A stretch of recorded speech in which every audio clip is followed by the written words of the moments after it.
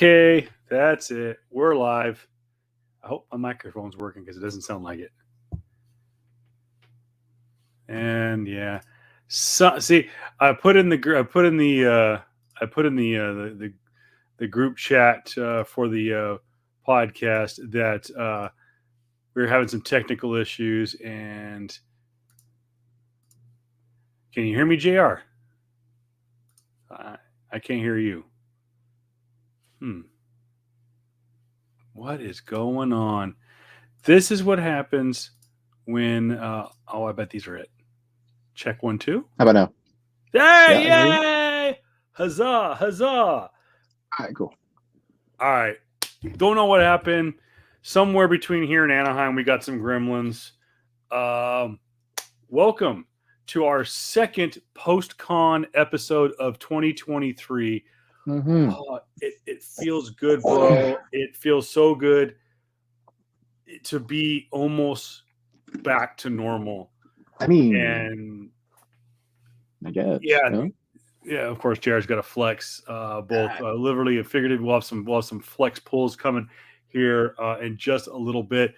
But this is our post WonderCon episode, and I would be remiss if I did not flex on my boy. He is the Dark King. He is the Sith Lord. He is Jared Kumbakungan, also not Jared Comics 42. And you want to subscribe to that Instagram account because my boy has got some top secret must-haves that could be appearing on that Instagram account and eBay page sometime in 2023, maybe early 2024. We don't know. Depends on how things roll.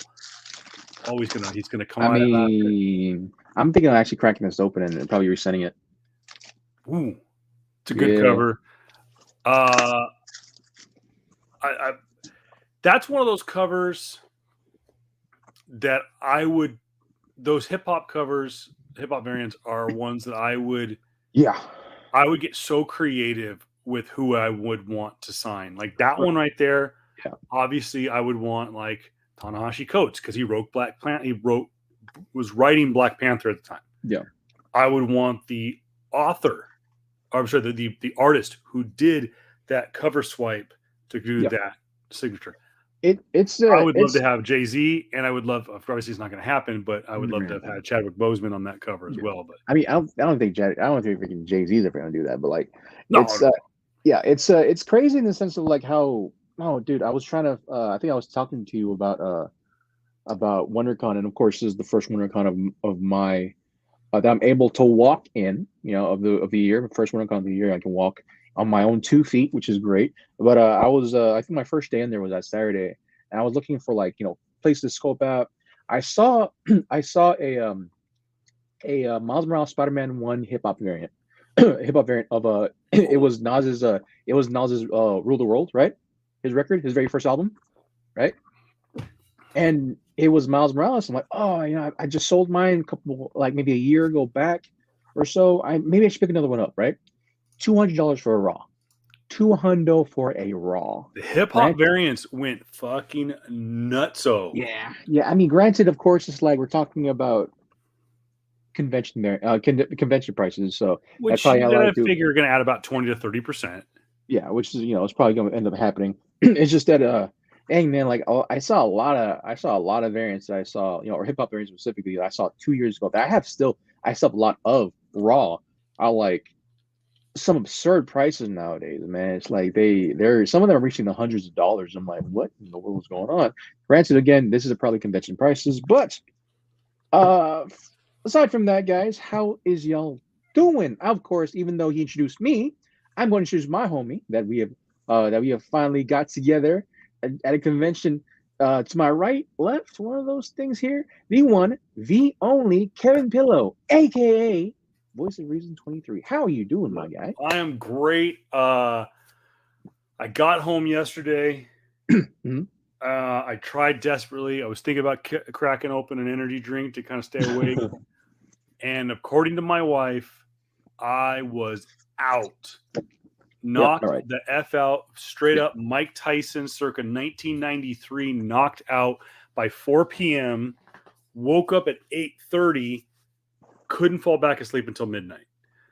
Needless to say, I did not start off the week right. Mm. Um, I did not. Yeah, I did not need to receive that text message saying how much money I spent last week. Yeah, thanks. Snap card. Um, I I did not get to sleep, but I get to sleep till almost close to midnight. Mm. Tried desperately. I tried everything. I watched Obi-Wan. That's not a detriment on Obi-Wan. It was just I was just kind of feeling it, and Mm. then just wasn't able to do gym day, and it was kind of a long day at work, and so glad to spend the evening talking to you folks about WonderCon, the good, the bad, the ugly, what we got, Yeah. what we scored. Um, let's get right to we'll end with what like we always do. We'll end with our pull Sure. our pull list, or in this case, Mhm. we got from the our haul, Yeah. our Yeah. flex haul. There we go. We'll call it flex haul Yeah. for this one. But let's talk about the good, the bad, and the ugly. I was there all 3 days, Yep. from pretty much beginning to end. And I want to start off with the experience of getting there. Mm. Hats off to the security, did a fantastic job, in my opinion. Mhm. Anaheim PD did a great job at doing the security and doing like the traffic problems. There was a lot of traffic. Oh You got to God. know if you were visiting um, Anaheim, if you ever Yeah. visited Anaheim, Catella is probably one of the busiest streets in Orange County, let Yep. alone Anaheim. And yeah, it was crazy. And again, hats off to Anaheim PD and Yep. security around the convention center. Uh-huh. Hats off to my friends with CCI line management. Did a fantastic job. They actually this year had it such down pat. They actually opened the convention all 3 days early. Yeah. The opening, much to my misreading, I thought that convention day one, which was Friday, opened at 9. It didn't open actually until I believe close to I think it was 11:30 is what it ended up being. Yeah. Actually, I thought it was early. It actually ended up being late. We got there at about 10:30, thinking, okay, shoot, we've missed the first hour or so of the convention. No, we had to wait in line. They actually ended up opening the con at about 11, Yeah. 11:15. So they opened it early. Downside was there were a lot of exhibitors that were not there till 11:30. Yeah. Um, the convention on Saturday was scheduled to open at 10:30. We were walking in to the convention hall before 10 o'clock Yeah. on Saturday. Sunday, we got there, I want to say between like 9:30 and 10, and we walked in the side doors. We didn't even have to go through the main entrance. So hats off to line management. Everyone seemed to be in a good mood. Arguably, even on Saturday, I think the crowds were definitely lesser than they were in 2019, which was the last time Yeah. we went, and of course that was the last regular con before the pandemic. And Yeah, again, hats off to line management crew, security, and everyone that ran the convention. I think from that standpoint, it went off without a hitch. I don't want to be a negative Nancy. We'll get into some of the negative stuff, but what was something like from the get go, from the moment you got there, Jared? Like, what was some of the positive stuff that you took away from Oh. Oh. WonderCon? Yeah. Just for just kind of piggyback off what you said too. Actually, just the one of the major reasons why, and this is not necessarily negative as a whole, but like for anyone that's considering that's like trying to probably ask a question of like, well, why is this specific road in Anaheim so busy? Well, it is the one that's connected to Disneyland, so that's one of the reasons too. So that would probably go up in negatives, maybe possibly.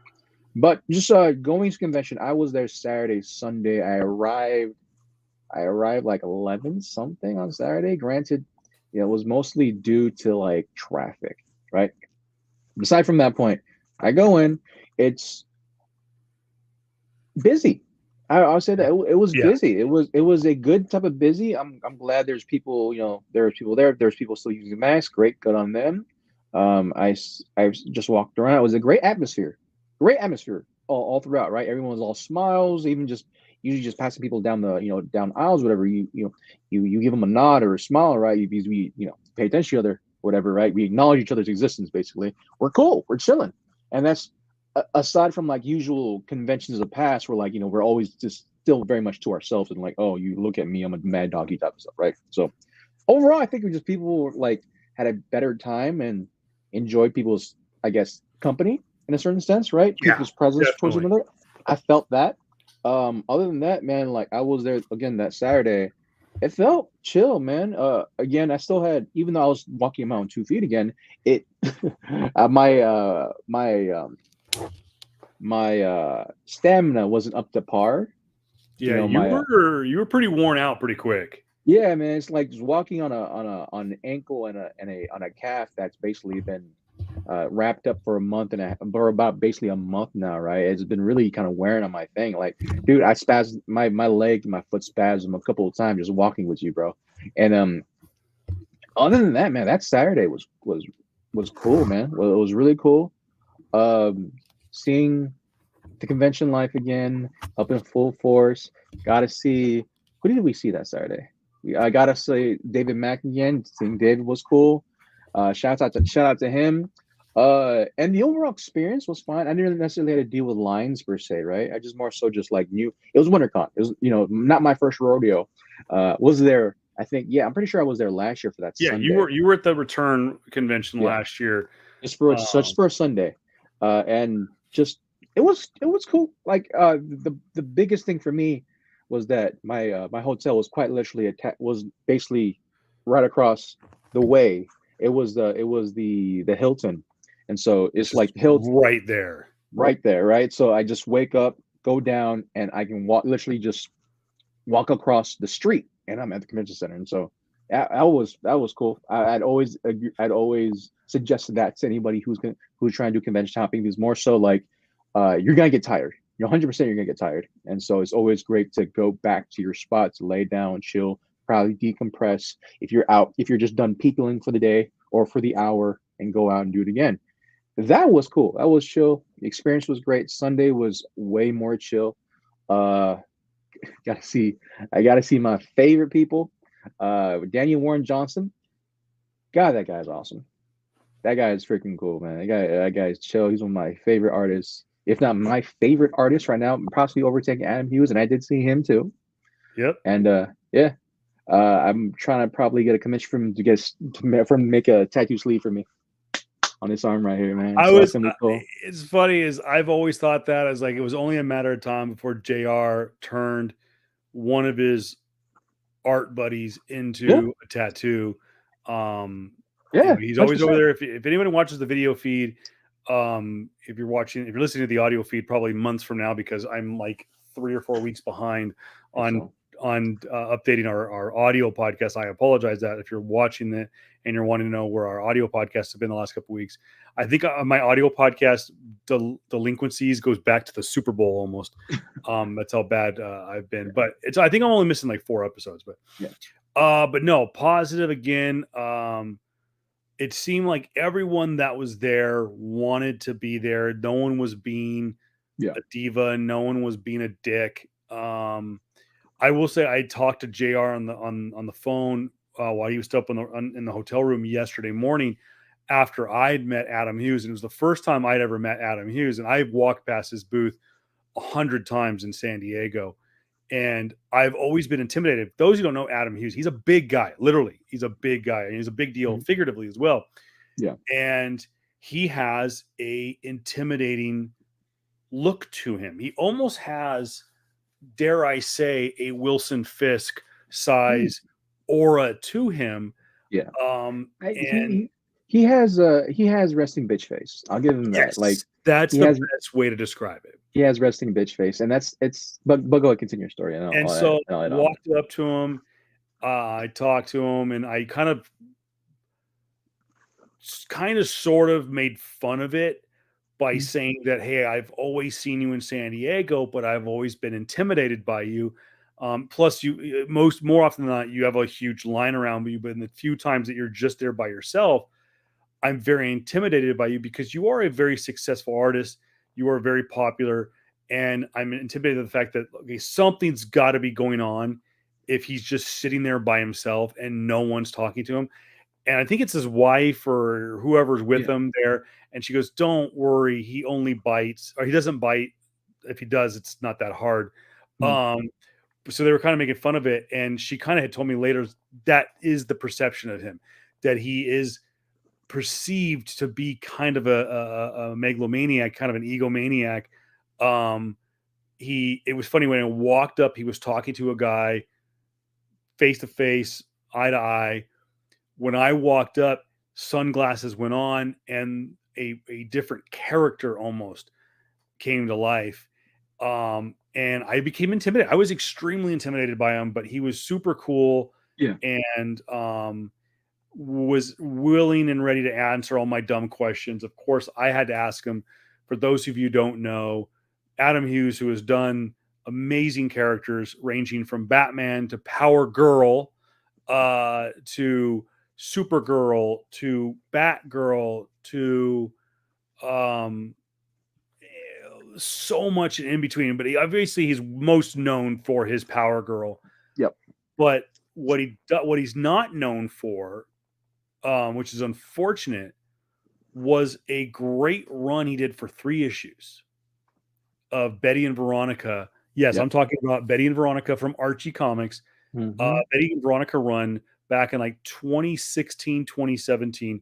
The covers are iconic, which he Yeah. also drew, but he Yeah. wrote them, and he was telling me the story of what happened. Now, the story I had heard was kind of flip of what he told me, and that was he only wanted to do 3 issues, and that Archie wanted him to do a longer run, but he said that his story didn't lend itself to a longer story arc.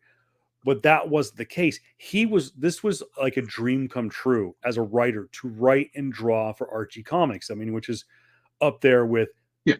dare I say, Spider-Man, Superman, Captain America, Batman.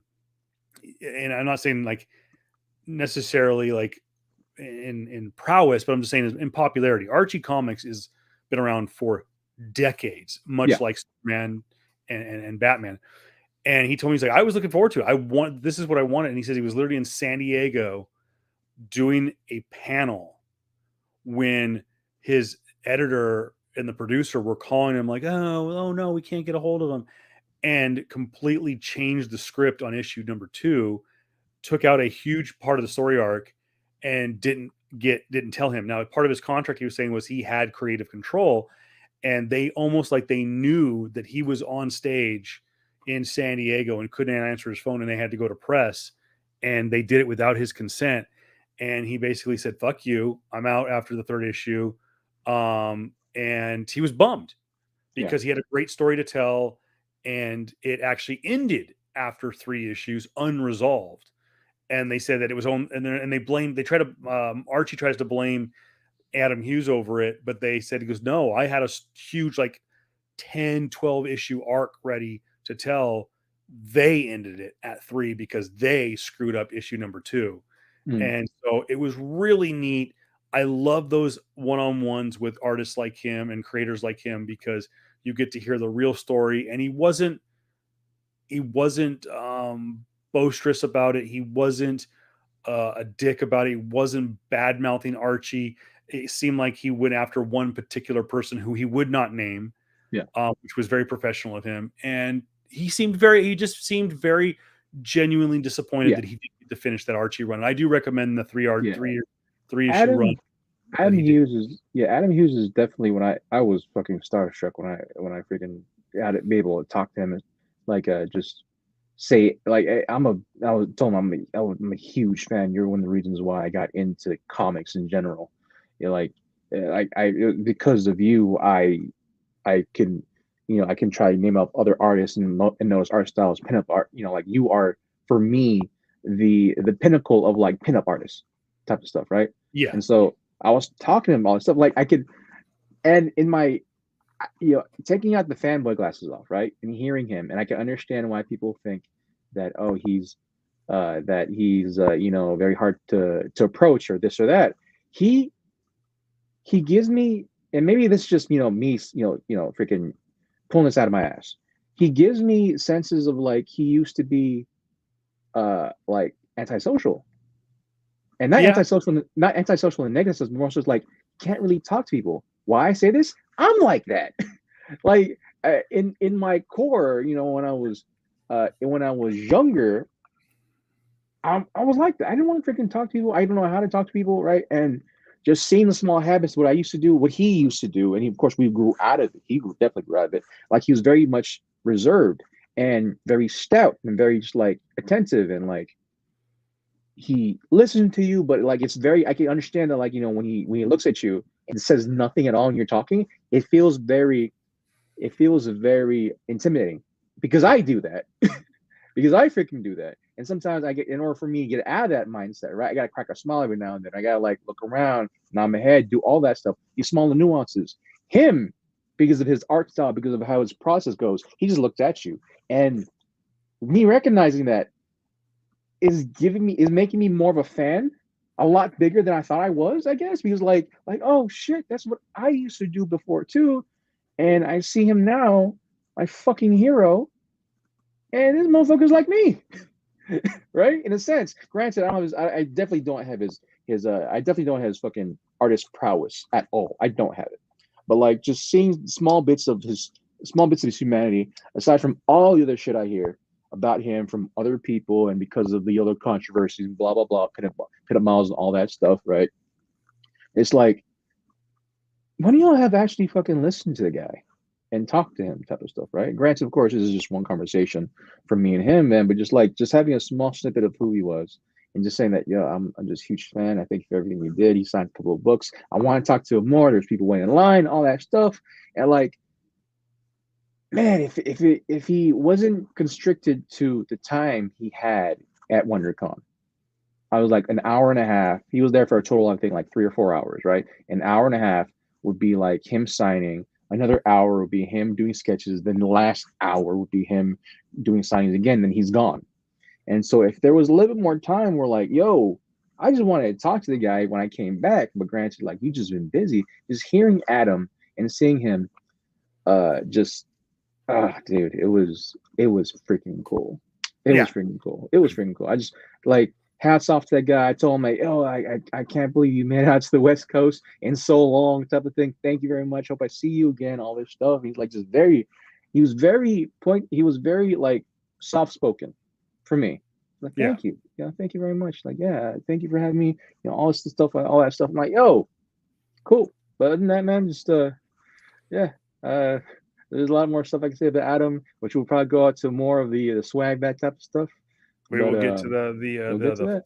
the flex haul here in just a Mm-hmm. second. The good, the bad, and the ugly. So the good, we were talking about the line management was very good. Everyone Uh, seemed to be in a good mood. yeah, Everyone seemed to be chill and respectable. I know when people would bump into each other, oh, thank you. Oh, I'm sorry. Oh, my bad. There yeah, was no like, hey, what the hell? It was really cool. yeah. Um, I mean, we'll what's talk about that later. I mean, okay? the bumping part. I know spoke to you about a certain incident, but that's the ugly for me. But go ahead. Okay. The bad, I would have to say, and I think JR and I will kind of agree on this, Mm-hmm. is, and it's a necessary evil Mm-hmm. because we're in that boat, Mm-hmm. is the social influencers. I get it.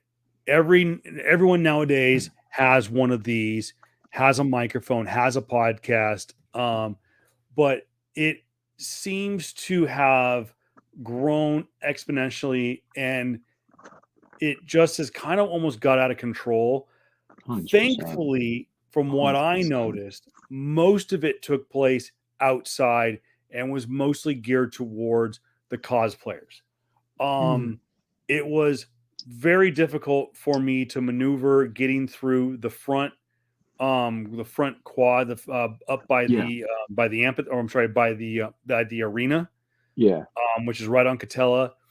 And of course, getting through the main fountain area by the main Yeah. entrance of the convention center. So, like right around like Hall, I think like Hall D or Something like that. Hall E. Yeah. Um, so I get it; it's a necessary evil, but it just seemed like it got a little bit out of control. And then a lot of the social influencers and a lot of the cosplay influencers. It's one thing when like someone like you and me, JR, and I'm Yeah. saying JR did cosplay. I did cosplay with my son on Saturday. I'll have the pictures posted sometime this week on Voice of Reason 23 on Instagram. That's one thing. We're fans, but it's the people, the professional cosplayers, and I get it. I've got friends that are professional cosplayers, Yeah. some of which that are going to eventually be on this show. I'm working Mm. on some interviews, but it just it just seems like it was a little bit much, a little bit too much, and would kind of it almost kind of like it almost kind of seemed to be like a parody of itself. And it was almost like laughable how much cosplaying there was, and in some cases, like from the social influencer level, not just like someone who was like, I want to cosplay, so they threw together some Yeah. costume in their garage. Uh-huh. Hey, if you want to put something together, put something together. But it's like, really, you're a professional cosplayer, and that's the best thing you came up with. Like, I'm never gonna insult someone's art form, but it Yeah. was like, Okay, so really, yeah, you're gonna get in the way of you're me and gonna my family over that? wait. So okay, so you're gonna need to give at least an example per se. Like, what do you mean by saying like the this social sphere of cosplayers or influencer Well, cosplayers? it's pretty obvious that there are two types of cosplayers. Hmm. There are the cosplayers that want to attend the convention, want to get autographs, want to go to the panels, want to go buy stuff, want to go be a part, Hmm. and they happen to cosplay as a Star Trek character, a Jedi, a Sith Lord, Hmm. a form of the Doctor from Doctor Who, Okay. um, a Yeah, yeah, Power Ranger, an anime character. yeah. Yeah. Then you have the people that are wannabe supermodels and they're dressing up as sexy Princess Peach. They're dressing up as, basically they're like ripped straight from like what's his name? I just forgot, Jamie Tyndall cover, you know. Okay. Um, Yeah. and they're doing it, and we're all doing it for the likes. We're doing this podcast for likes. We're doing it for Hmm. fun, but we're doing it for likes. We want to get likes. But it's like they're not there necessarily for the art form. They just happen to have, hey, I kind of look like this character. Let me go put together a costume. And I've talked to people that are at that level of cosplay that kind of teeter on both sides. They're like, hey, I want to be a model, so I'm going to go to a comic book convention dressed up as a Borg queen, a sexy Borg queen, and see if I could get some likes and get noticed. Hmm. And then, but at the same time, they're like, I've been a Star Trek fan since I've been 3 years old. I can quote every episode. Yeah. I know Klingon. They're an actual Yeah. nerd, but they're a sexy nerd. But then there's this Okay. people that like, yeah, and it was just like, No. I get it. I get it. So this is teetering on some stuff that no. Okay. So let me try to. and then by the way, this is just the opinion of mine. This is not the opinion of Yeah. JR. So No, absolutely not. This is more so don't hate like on let me try to not traverse, but more so understand this thing. In the sense of like going to convention, of course, this is not, slut shaming or whatever have you, right? Don't it.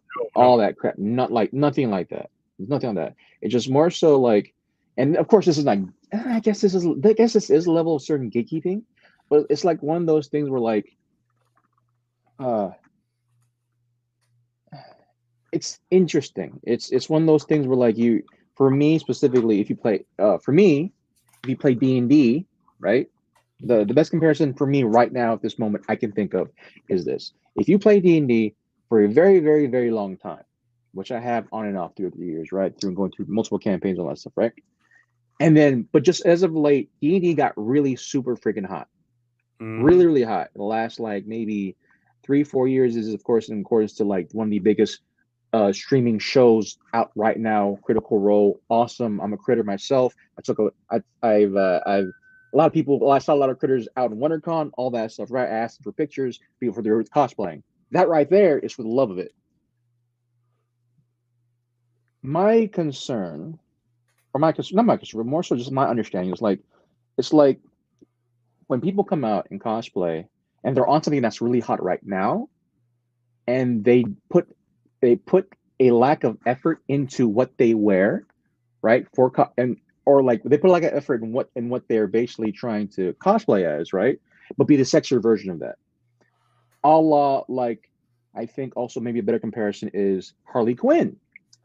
Yeah. The second that Margot Robbie became Harley Quinn in Suicide Squad, in her smaller booty shorts and tank top and Daddy's Little Monster and Bat, that was the prototypical freaking hot cop Halloween wear of every girl, of every Yeah. very attractive girl, right? In that sense. And don't get me wrong, if you want to do that, you can do that, man. But it's like, are you here for the culture, or are you here for the coattails type of stuff, right? I think I understand that point of view, and I did see a lot of that in the sense of like there's you can understand when you go through conventions and you go through people who would put effort into their things, who would put at least a level of effort into not just how they look, right? I understand there's people that want to go work out or at least somewhat look like their counterpart without a shirt on, right? Without or in revealing clothing. I get that, but more so akin to their characters that Yeah. they're trying to basically look like. I mean, like if you for any critters out there, for any people who look Critical Role, I saw some amazing Fern cosplays. Fern is a character who is basically who is oh my gosh, I forgot the name. I forgot the species. I think she's a satyr, where half of her body is basically goat. She has goat legs.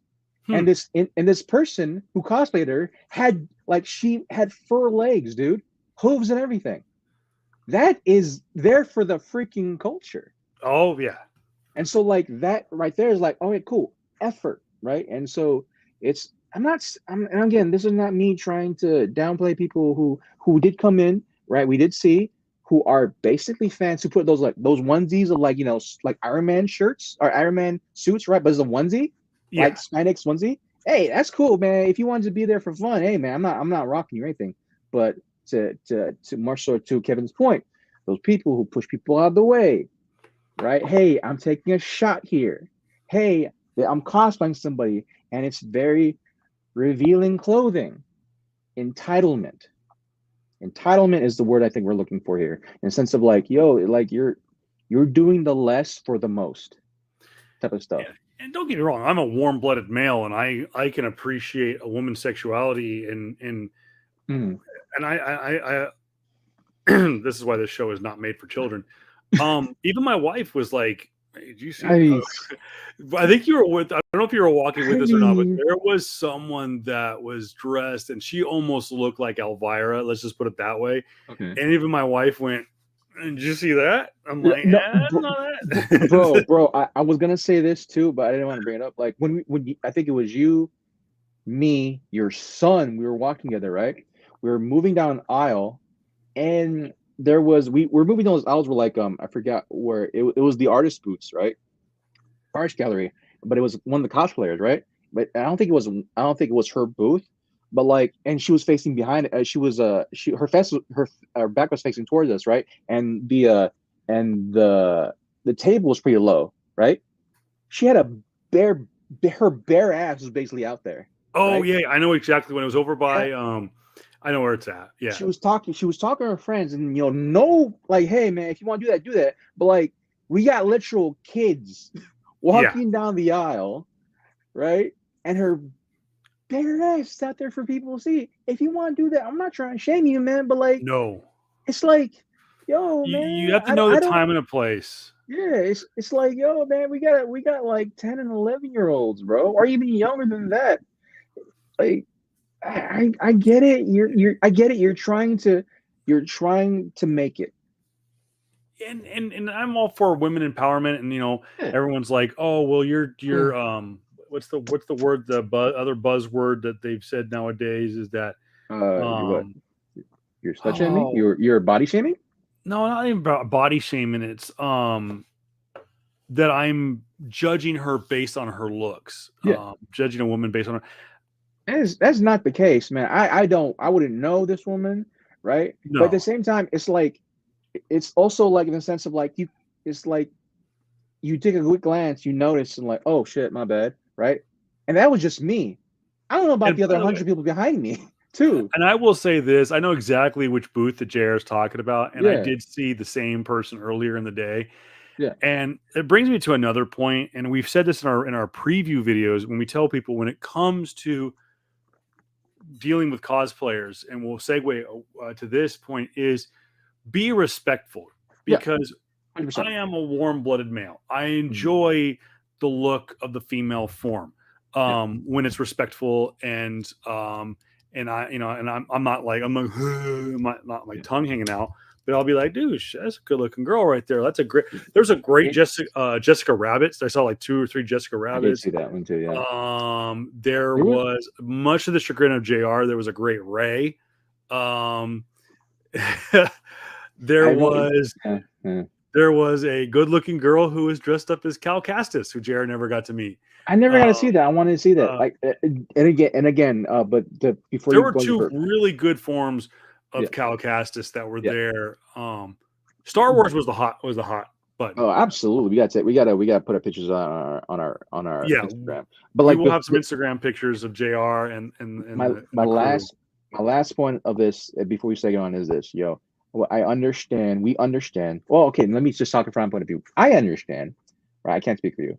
That like we need to have a bigger conversation eventually with society about sexualization. Women. We get that, but we have to but we also have to deal with the reality of the situation. Is that because we don't have these conversations for sexualization to desexualize or like Yeah, to not sexualize women, right? And look at them as like competent human beings. The reality objectification is the word I was looking for. By the way, there you go. We can't. objectification is the word I was looking Thank for. you. I understand that you had to have a conversation about about having to a cold hard look at society and like what's objectification and how we should like not shame that for any reason, but at the same time it's like we understand the reality and we understand that there's going to be people that accentuate those forms of themselves for profit, and there's nothing wrong with that. Make your money, but understand that you also engage in that education Yeah, to a certain extent, especially when there's quite literal kids around. And yeah, there's other conversations about blah blah, all the shit that's going on, man. But it's I, like, yo, man, it's I will when end it this. when it comes. Sorry, sorry, Sorry, sorry. no, When it's it okay. comes to like when it comes to pushing people away, when you do the less to try to get the most out of something for a cosplay pick for a picture that you know has a certain theme with your with your page. And hey, again, nothing wrong with that. It's like, yo, come on, man. That's a sense of entitlement, the type of stuff. It's like, I don't know. It's just it's a bigger conversation that needs to be said outside of this podcast because we're just freaking two dudes who wants to talk about comic books. So yeah, So true. yeah, I t- to, as a parent, and I'll yeah, end it on this conversation on this point. I am not of the. I'll if I cat call, it's jokingly. There's a line from a Kevin Smith movie that I like to use, but it's just a joke. I'm not going to repeat it because it's out of context and people wouldn't understand. mm, But I'm not one. I'm not going to be like, hey, baby, out there, whistling at people or stuff like that. mm-hmm, I'm not that type of person. But at the mm-hmm, same time, I'll be like, dude, JR, check out the yeah, girl over there. And so if you want to mm, call that objectification, go right ahead. mm, I'm not being. I can tell you honestly that I'm not being. Whenever if I make a comment about you, and there's some confident guys out there. I'll be like, dude, that's a confident bro, guy right there. bro. There's That's been a couple of times where there's been a couple of times where I was talking to like my sister or whoever I was with, like, yo, look at that freaking guy, type of stuff. There was a great looking freaking Bucky that was out there, bro. yes, that Winter Soldier was. The I Winter mean, that Soldier was ripped straight from the comic book. and, No and disrespect to yeah. the movie version, which is amazing, but this was straight up comic book accurate Winter Soldier. I don't know if like he had Patty on, but that dude was freaking ripped, He was type of jacked. stuff, right? He was jacked. But yeah, that and like it's it's weird to have a conversation. Sorry to hijack your shit, but No, no, no. it's weird to have a conversation about objectification when you're quite literally cosplaying. It's That's the hard point. to yeah. I mean, it's objectification in a in a at least a I can't even say a positive sense because that's just a weird freaking thing to say. But like, it's just I don't know. It's like trying to I don't know how kind of fucking comparing and shit. But like it's just like trying to I don't know. Fuck it. We'll just Yeah. move on. No, it's just so again, just I will always respect you. I will Yeah. never even maybe I may have said my bad, so to speak, was Yeah. this. I'm not going to rip No. on the No. cosplayers. I can Absolutely appreciate not. the art form. I can appreciate the beauty of a woman, the handsomeness of a man, what they're trying to pull Yes. off. Yes. Um, so is there some objectification there? Yeah, I could go like, dude, she's freaking hot, dressed up as Mm. freaking Harley Quinn. That's a great costume. But at the same time, is and I know people. I've had people tell me this when I've Mhm. said, hey, I remember one time I was like, I turned my son's head the other direction, and I heard the cosplayer like, "What's wrong with the female form?" And I wanted to go like, "He's 7." And I think this was the last time I said, "He's 7." And he'd say, "What? He needs to be." I'm like, "No, he doesn't need to be introduced to the female form this early." I Yeah. mean, it's You're just and so I put it this way: is you're you're trying to unlock his hormones at a much younger age than he should. So with that said, and we'll put a bow on the conversation. And it's definitely cosplaying conversation we can have maybe again as we get closer to San Diego because San Yeah. Diego has a massive cosplaying following. Is I will always respect you and your Yes. choices in life and how you want to dress up and how you want to act in Yes. public. And that's not me being. Don't take that as me being condescending or anything. It's not. I'm Yeah. just as a big a fan of cosplayers as the next guy, but respect my decision as a father to Yeah. have my kids go, hey, let's go this direction and not have to introduce a 9-year-old boy and 11-year-old girl to Yeah. this type of role playing, especially when my daughter who was trying to get into cosplaying and Yes. she's walking around and she's like she sees these anime characters that she's into being who are in some essences sexualized, but she Yes. doesn't look at it that way. She looks at the art form, she looks Yeah. at the animation and sees it. She's talking about getting into animation now, which I know she's 11. Yeah. She'll change her career paths Yeah. over the next 7 years. But Just sorry to cut you off again, but could you possibly I'm gonna play not devil's advocate, but like just this thought experiment. Could you freaking imagine a, a guy cosplayer who's maybe like shirtless and you're trying to hutch your daughter's head away and the guy goes, hey man, you look at the male form to an 11-year-old girl. it's a conversation I've had when I was, for those who don't know, I Come used on to host now. a high school radio show, and this is a conversation that's come up before, and it goes along the lines, and pardon my French, it goes along with the hashtag free the nipple campaign. We can have Mhm. this conversation until we're blue in the face, and we will. We will talk about cosplaying. And I know there's a couple of my friends who are on the fence that are aspiring models Yeah. that want to use cosplaying as a launching off point, but are I can genuinely tell you they are hardcore nerds and Yeah. are genuinely cosplaying for the right reasons. So, again, we'll put a pin in the cosplay conversation. It's definitely something that's a part of geek culture, especially over the last definitely the last 10 plus years. Yeah. Um, The my ugly. one other my one other complaint, and I Mm. think that your sister will agree with me, is once again, I think that the Funko God. experience needs an overhaul. Fucking trash. It needs an overhaul. Let me say it again, and I think we'll get freaking bunked from YouTube, and I apologize, my friend, but Funko is fucking trash. Good God, dude. You want to see some crap at bro? Sorry, I know you're gonna. No, I'm no, about go to ahead. No, rant. I'm go about to for it. freaking rant again. Rant. All right. So my sister, one of the only reasons why her and her friend that came, I think it was yeah, one of her friends who is in the medical field as well, right? One of the reasons why they came was for the Funko booth, right? Her friend was able to go. She had 3-day pass. She was there the whole time, traveling the Funko booth all the time. So my sister and her friend, they go to the Funko booth beginning of Sunday. They line up, right? And there's people there. There's tellers there. There's the Funko representatives, or what the hell was working the lines. They were there. Candace, right? She's like, I gotta go use the bathroom. I gotta check a swoop, whatever, right? She leaves. She tries to look at somebody like, hey, was there anyone blocking this thing? No, there was like people was able to go in and out of the line Funko line, right? In WonderCon, it's like curtain off one entrance, and outside the entrance or inside the entrance, inside of it is like this huge freaking like winding line, right? And then people get ushered into the Funko booth, which has its own freaking estate, I guess. And so Cass, my sister, she left and to do, I don't know, go get food or go use the bathroom. She comes back, a fucking guy is there saying, "Hey, you can't come back in here. Who are you? Like you can't come in." She's like, "But I left. I literally just left to go do whatever I need to do." And like the guy's like, "Well, do you have a sticker?" And like, you guys didn't ask, you guys didn't say this or ask any of this at all, type of stuff. And so she couldn't go, even though her friend, right, literally looked at him and said, "Yo, I have her bag. She was in here. I'm in here. She was here." And they're like, "No, she can't come in." And it's like there was other habits about that too, like that, and like her my sister's friend quite literally waited in line.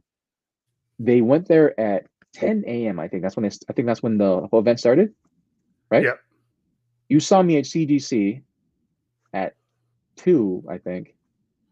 I went. I did my thing. Went around. I went back to CGC because my sister was there with her friend. That was 3:30, and I asked her like, "Yo, when you get done with Funko?" She's like, "Oh, 15 minutes ago." She stayed in line the majority of Sunday because the Funko line people or whoever is working that Funko thing is absolute fucking trash. One of the reasons I think also that my sister's friend said like, yeah, like people got a freaking power trip type of shit, Yeah. right?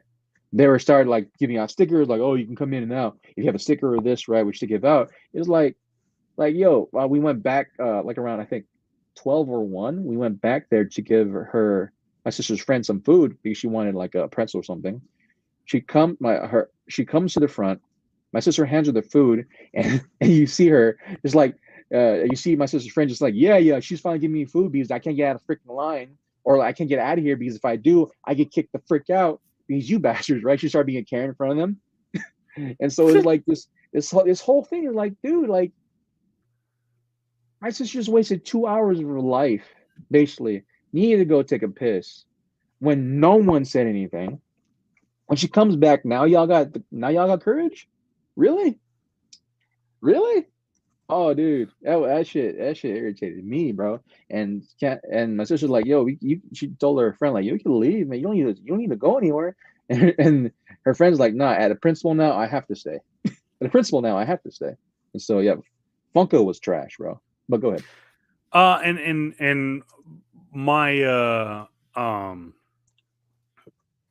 my opinion of Funko is kind of the same thing. Obviously, they literally started off um, the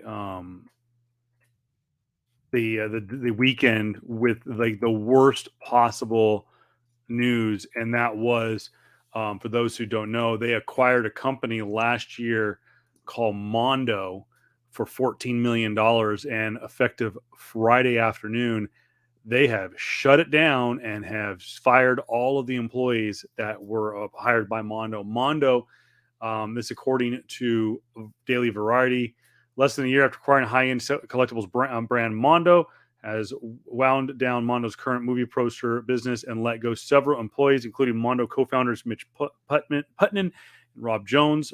Mondo, based in Austin, Texas, was founded in 2004 and previously a subsidiary of indie theater chain Alamo Drafthouse before Funko inked a $14 million deal. Mondo had gained a strong following for limited edition screen printed movie posters. Notable artists who worked with Mondo also include Ollie Moss, Shepard Fairey, Ken Taylor, and Kevin Tong. Sources said that the Mondo's vinyl records and collectibles business are intact. So they bought Mondo for their movie poster business, and they let everybody go and shuttered the business. And so it was not a very good weekend for Funko. And it continued again with the way they once again ran the online portal for um, getting tickets and stuff like that. Yeah. I want to go back. This is my one complaint about Comic-Con International and WonderCon and their online system. Yeah. First off, not a whole lot of exclusives. Mm-hmm. There were, I think, 4 exclusive events slash offers. And you didn't explain very carefully how to use your points, Yeah. because I wanted to get in because there was a limited time. I wanted to get in as many points as I was willing to put in on Funko, but then I realized that that was all that was available, was pretty much was Funko. I Mm-hmm. would have spent every one of my points trying to get a Funko ticket, even though there really wasn't a whole lot available. And I probably long run looking back would have gone like, probably wouldn't have waited in that line. But Yeah. really poor explanation on the website side of how they were running the exclusives portal. So bad on WonderCon, but that's really kind of a nitpicky deal. But again, going with the with Candace's experience with not really explaining the bathroom come and go, and to say that there isn't an opportunity for you to come and go is bullshit. Yeah. I've worked with Comic Con International now for uh, for 5 years, and I know that there is a system to get in and out of line, and get a bathroom pass. And you need to explain it better. If they Yeah. if you know if someone got out of line, there should, for Candace to have got out of line to go to a bathroom and try to come back. There should have been someone where she came and went out of the line. Because for those that don't know, the exclusives line for Funko was back behind a screen, and then they would bring people in waves across the floor to the Funko booth, and then line them up in their Mm-hmm. queue inside the booth. Um, there was a little pathway that there was at least 2 or 3 security guards. So shame on that's one shame on security and line management staff of not going, hey, whoa, did you get a pass? Hey, did you get a stamp, a sticker, or something like that? Okay, are you coming back? Okay, you got Yeah. to get a sticker. They Not being they aware, yeah, Yeah, they did that after, like after she left, and like in like the 2-3 minutes, it takes her to use the bathroom or whatever, right? And then like whatever it was, like a minute or so to go back to the line, and it was one of those things of complete fucking oversight, right? And obviously, you're dealing with people who are you're dealing with people who are, of course, freaking just like are volunteers type of stuff, right? And but you're also dealing with people like they got fucking they think they're going through like a level of power trip and shit, right? But yeah, obviously, like there should be someone that was at least had a couple of years into doing at least the Funko line and saying, hey, this is what you gotta do, right? Like, and I'm not talking about like that person had to be there first thing in the morning to say, hey, this is what we've been doing the last couple of days. If someone comes out of the line, give them a sticker, blah blah, all that stuff. They were doing that after she left, and yeah, so that shit pissed me the hell off, man. It's like I don't know, it was one of those things like, yo, you freaking fucking, I don't know. It was complete trash. I understand that there are people at the end of it, man, but it's like, yo, dude, it's like, can you not at least understand that her bag is in there? She was there, dude. yeah. Yeah. And I get that they have to adhere to the rules playing devil's advocate and seeing both sides of the story. It's, Being on the other side of that situation. I know what the staff member is going through, but I also know what Candace is going through. So it's like, it's not a fun situation. mm. So with that said, I Oh, think wait. As you set up, the one and last thing I will say, for my biggest fucking horrendous, not horrendous, but like one of my the ugly moments, is that I forgot who this freaking TikToker or Instagram motherfucker was, dude. oh yeah, But like, I was just, I don't know. I guess I can't say the worst experience. It wasn't even that bad necessarily. Like this fucking idiot who, if you are out with your phone all the damn time trying to record stuff, right? Recognize where you're going at least, right? yep, So when you bump into somebody, right? And I say, yo, right? Watch yourself, homie. And you say, I'm taking a video, I'm taking a live. Like, I don't give a fuck, bro. Right? It's like, understand you are in a crowded place. I ain't gonna move for you, type of stuff, right? I ain't gonna freaking acquiesce to your desire because you got a phone out on me. It's like one of those things where, like, if you don't know that at a cross section, right? If people are moving and you're not aware of your surroundings, you bump into people. And I'm not giving you a pass because one, you're not under the age of 11, right? Because you have those kids that walk around, right? That don't know their surroundings. I get it. You give them a pass. You are a grown ass man. Yeah, that wasn't cool. You are a grown ass man, and you bump into me, bro, and not care, homie. If you catch me on a bad day, I would have got kicked out that day, and Yeah. we would have handled it in the parking lot. Yeah, and that goes back to the social influencer. It's like, I know we're playing devil's advocate here because we're just as bad. But I was very aware of where I was going. And I think I actually did bump into someone while I was on Instagram Live. And I turned to him and said, I'm so sorry. That's my fault. Yeah. There was a lot of my bad moments there. Yeah. I know it's very narrow walkways. And no one's going to your whatnot. yeah. Fuck whatnot, by the way. Fuck you trash ass individuals, bro. Like, I get it that people are young and people go through stupid idiotic mistakes when they're younger, man, but like, homie, look where you're going. You were told this when you were younger, possibly. So other than that, it's like just be like, dude, this just know where you are. People just know where you're at all times. Understand that they're like that if you bump into people, at least have common decency, right? Yeah. Type of stuff. If you have a phone out, right? If you have a phone out, just try and video capture, like speaking loudly where like I can hear you over everyone else at the con. Like, I know what you're doing, type of stuff, right? I understand the internet personality that you must have on in order to get people to pay attention to you, man. But it was one of those things that just rubbed me the wrong way, homie. It was like, I get it, I understand the grind, quote unquote, right? But like, you didn't handle it good. I didn't handle it good, bro. But like, ooh, fucking guy, bro. Fucking guy. Wasn't that? Go on to the goods and the bad. The good and the bad, because the bad was the fact that, like, oh my god, the amount of freaking money I spent in the span of Me 2 too. days. I literally texted JR and said, we're leaving. I'm tired, and so is my wallet. Yeah. And Well, actually, could another bad be like food prices during a convention?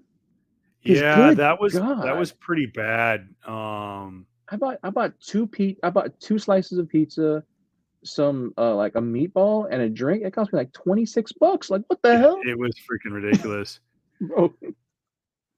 But go ahead. No, so I'm kind of just plugging in some stuff real quick. I had one more bad, but I can't think of what it was, but I'll get to it at another time. I'm just like I said, what I wanted to do is scroll.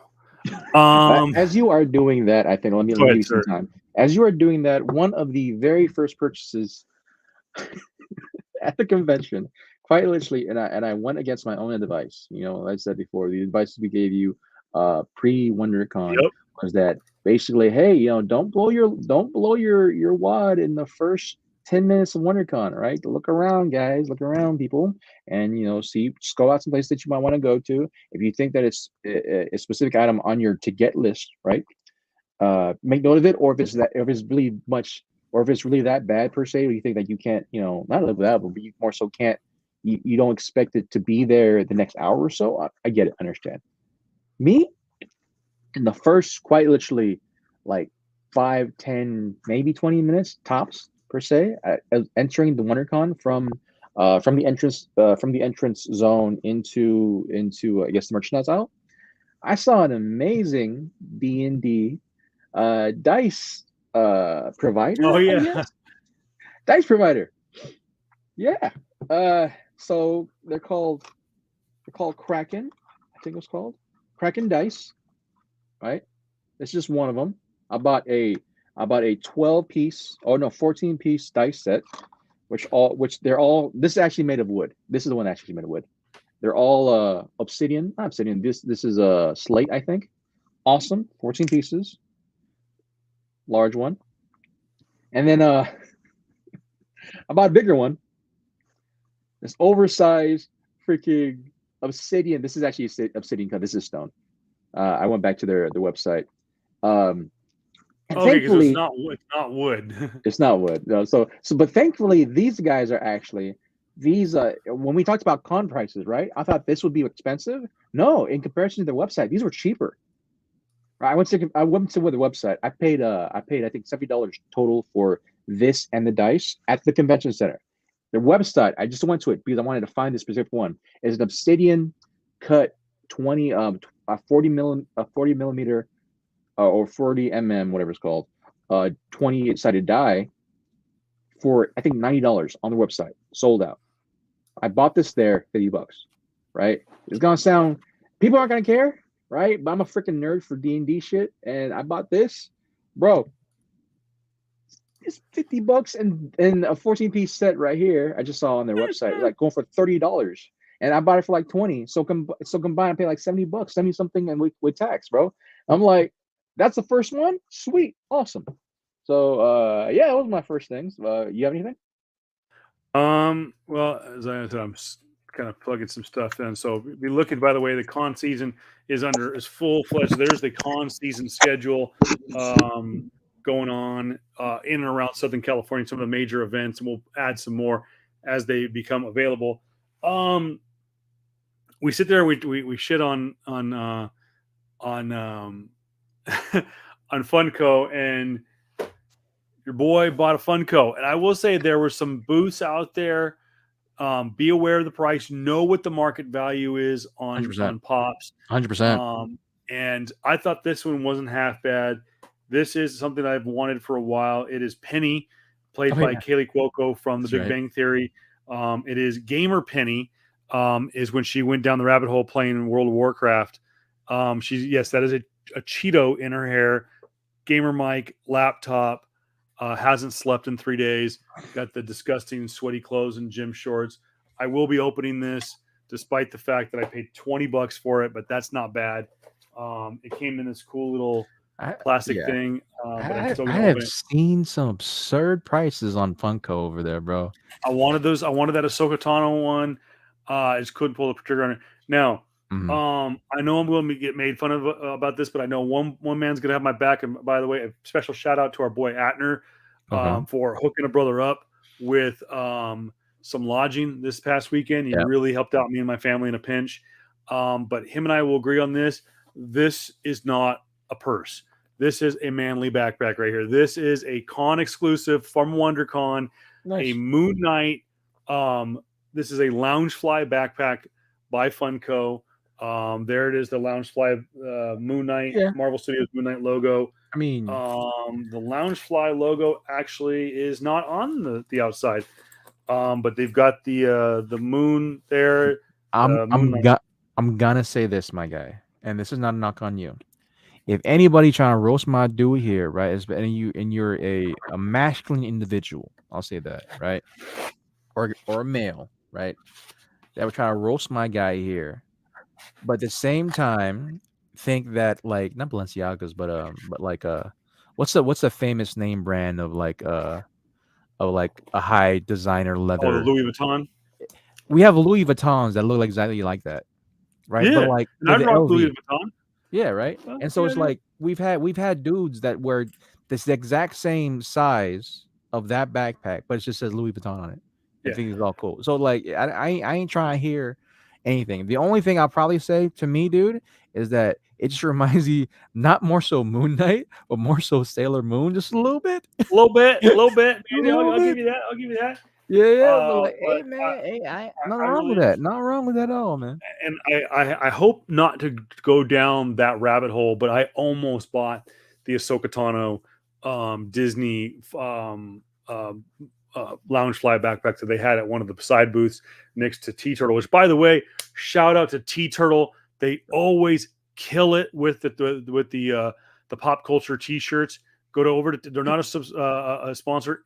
If they'd like to be, we'll take their money, or we'll work and trade with the T-shirts. Absolutely. But I will say that Mini Mew. Oh my gosh, no freaking way! That is hold up, Mini Mew in the comment section. Hold up, I've got to give a shout out. If How you that's doing, who I guys? think it is, I got to give a shout out right here. This is not a cheap plug. Beth Sotelo's Grump new book. Beth is a colorist. She is a career colorist that is choosing to leave the great career of being a colorist behind her and focus on writing and drawing her own book. This is hilarious. This Beth is one of the nicest people I met at Comic-Con. I'm not just saying that because she's in the comment section, because I was going to talk about this book in my flex pool, but I just saw that she was in the comment section. Thank you so much. Super cool person. And I look forward. I have not read it yet. I'm on the mailing list to get issue number 2 when it comes out, hopefully later this year. And it drew me. My son actually pointed this out because he said it looked like Minecraft. It looked like a Minecraft character. And I just thought it was a really interesting looking book, and I am going to read it. And I was sitting there like, oh, darn it. I should have had Beth sign it. And then she signed it inside. She was nice enough not to sign the cover, which I wouldn't have minded. But yeah, she gave me a bookmark as well. And I saw her social on here, and I instantly subscribed to her Twitch channel. Yeah. Reason being is because memo to artists out there. Yeah. I want to know your process. It intrigues me so much. I love seeing JR's process with writing with 111. Seeing Drew Yeager and how he does it. And Drew does drink and draws on Instagram. But my wife specifically said, I would love to see like David Mack do a freaking Twitch. So my recommendation coming out of WonderCon, I saw this a lot. Go if you got stuff like this from artists at WonderCon. Highlight the comment. Highlight the comment. Highlight it. Do it. Which one? Anyone of them. Boom. That's there you go. Right there. Follow people. Follow on Twitch. Yes. I'm down with Grump cosplay. Make it a thing at San Diego or any Comic-Con. C2E2 is this weekend. Star Wars Celebration. Yep. How about a Grump Jedi? That would be hilarious in Europe in just a couple of weeks. But I will say this. I saw a lot of this at the con this weekend. People not just sticking with the traditional Instagram, Facebook, Twitter, Snapchat, social media, going to Twitch. I love it. Twitch is not just for gamers. It's for all creators of all kinds. That's why we chose to take the podcast to Twitch.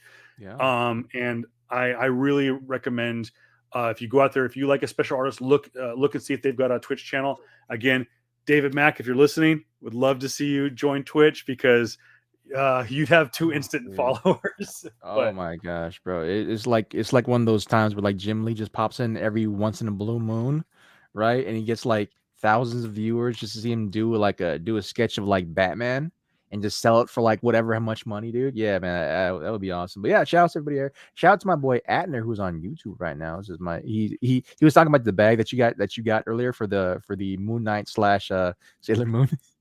In my opinion. But yeah, shout out to my boy Atner. Are you gonna next Disney bag, my guy? By the way, this is some of Beth's some of the covers I had Beth sign. She did some color work for Michael Turner's Fathom. By the way, I can't say this enough. Oh my gosh, I just completely drew a blank. Aspen Comics. Yep. No matter how big or how small they are, I love going to their booth. Nicest people in the world. Michael Turner would be very proud of the 100%. work that his employees, even after his death, are doing. 100%. Speaking of which, some more Michael Turner books. I pulled these out. I was about to say, I'm at the booth. What the heck? No. I've had these for a while. Actually, shout out. I believe these ones were from. My gosh, I can't think of his name now. I Empty just bought these. Tombs? What's up? No, not Empty Tombs. It's another artist, another collector from North Carolina. Okay. But I thought it was funny. My wife goes, so Beth Sotelo is a colorist, so she's the one that colors the books, correct? I'm like, yeah, it's a little bit more complicated than that. Mhm. She's like, why would you have her sign a book that's black and white? I'm like, that's the beauty of it. I mean, most of her work obviously is inside the book, Yeah. but because there are colorists, I'm sure Michael Turner probably did some of his own coloring. Maybe Beth worked on it. I don't know. But I thought it was kind of funny to, yes, have a colorist sign a black and white variant. I mean, yeah, it ain't too crazy, but yeah. Oh shoot, man. What else did I got? Do we really want to talk about it? You and what you did to me? Okay, I'm getting blamed for this. So Yeah. JR, by the way, just comes out and says that he spent $75 at a D&D booth 20 seconds into his convention. Then I turn around and get blamed. I'm going to use these, okay? I turn around and I get blamed for dragging him over to KRS Comics. Yeah. Forcing him with a figurative gun to his head to buy a book that wasn't even available yet. Here is a controversial take I have about KRS Comics. Heathens. They're heathens. They make me not believe in my own followings. One of those major followings or those words of advice that I had was basically not, again, blow your load in the first 20, 30, 40 hours into a convention. I spent what did I do? I spent $1.50 at Jenny Friesen's booth 10 minutes in. Ooh, hey, check it out. Comic-Con Revolution. Yes, hope to see you at Comic-Con Revolution. Have a good stream. Thank you so much. Thank you. Again, shout out. Beth Sotelo. I hope I'm saying her name right. Grump. This is a cheap plug. I'm going to say what it is because it's good work and support your fellow creators out there. And I would love to have her on the show one time and talk about the inspiration about Grump. And actually, I'm going to read that tonight. I guess you guys say it. Not sponsored. Hey, love for the artist. Great. Oh, awesome. Absolutely.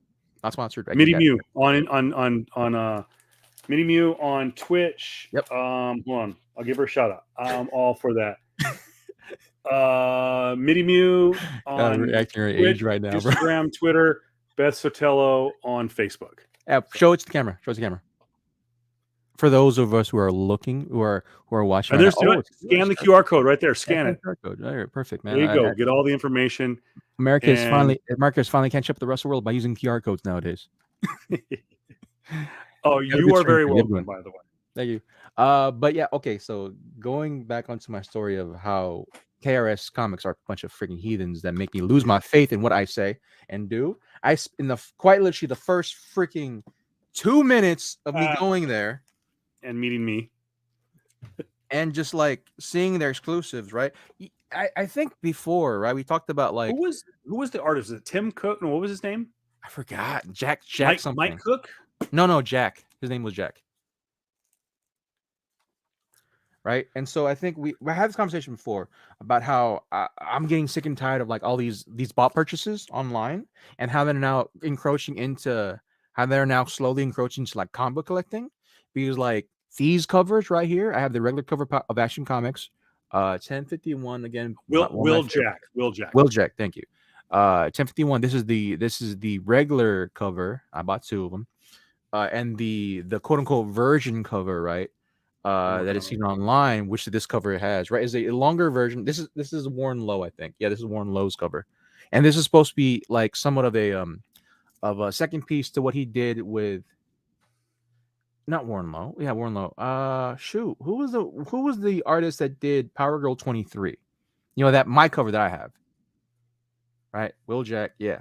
Okay, this is the Will Jack cover right here. Will Jack cover. This is the Warren Lowe. He did. I'm pretty sure he did Power Girl 23. This is supposed to be like there's a version cover of this longer version, a more extended body profile, and it's sold online now on eBay for like $150, maybe more now, right? I spent $60. I spent $60 because they had a buy 3 get 1 free at KRS Comics.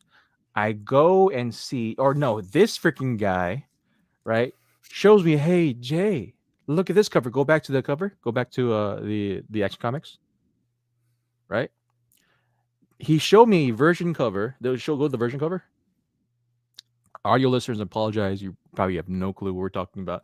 There's a version cover of Action Comics 1053, 1000.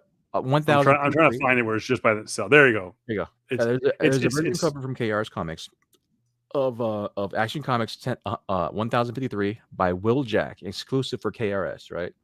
This cover, right? This set came out a while ago, and it sold out immediately. And and so okay, I can't get it anymore. So this freaking guy at the booth said, "Hey Jay, there's a remark to this one." I'm like, "What? How much? Okay, ask him how much he's going for." He asked him $150. I go, "I can get that cover right now, $150." I look at him and go, "Fuck it," and I bought the cover, bro. But he's like, So what the fans don't know is JR did not come home with this cover. Now, mind you, this is the one we found. It's slabbed, but it's not really slabbed. So what's going to happen is that what he showed like 3 or 4 covers that this awesome artist remarked, and I asked him like, okay, so I can't come home with this cover because he needs to do other sketches for it, right? Yeah. So I talked to him. I go, okay, cool. Can I actually get it slabbed? Can I get it CGC'd? He goes, yeah, I can do that. It'll cost an extra $50. I didn't spend $150. I spent $205.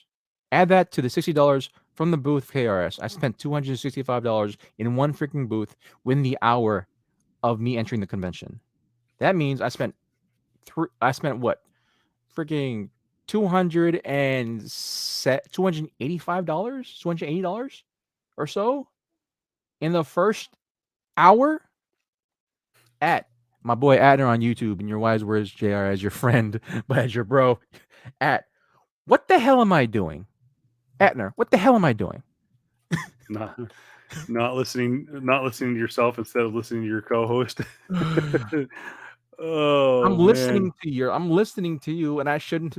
But at the same time, when I do get it, inevitably, in however long it's going to be from TGC, sends me it. Great, awesome, cool. But yeah, man, it's I'm hurting, but at the same time, it's like it's Power Girl, one of my probably my favorite female superhero. For other than the obvious reason of her boob window, I love her freaking background. I think one of the reasons why I love this character was because of oh my god, dude, the Power Girl run of 2005, I think. No, 2001 of oh my god, what's her name? I get Palomatti's wife / partner. She did Harley Quinn. She's the reason why Harley Quinn is one of the Harley Quinn of today.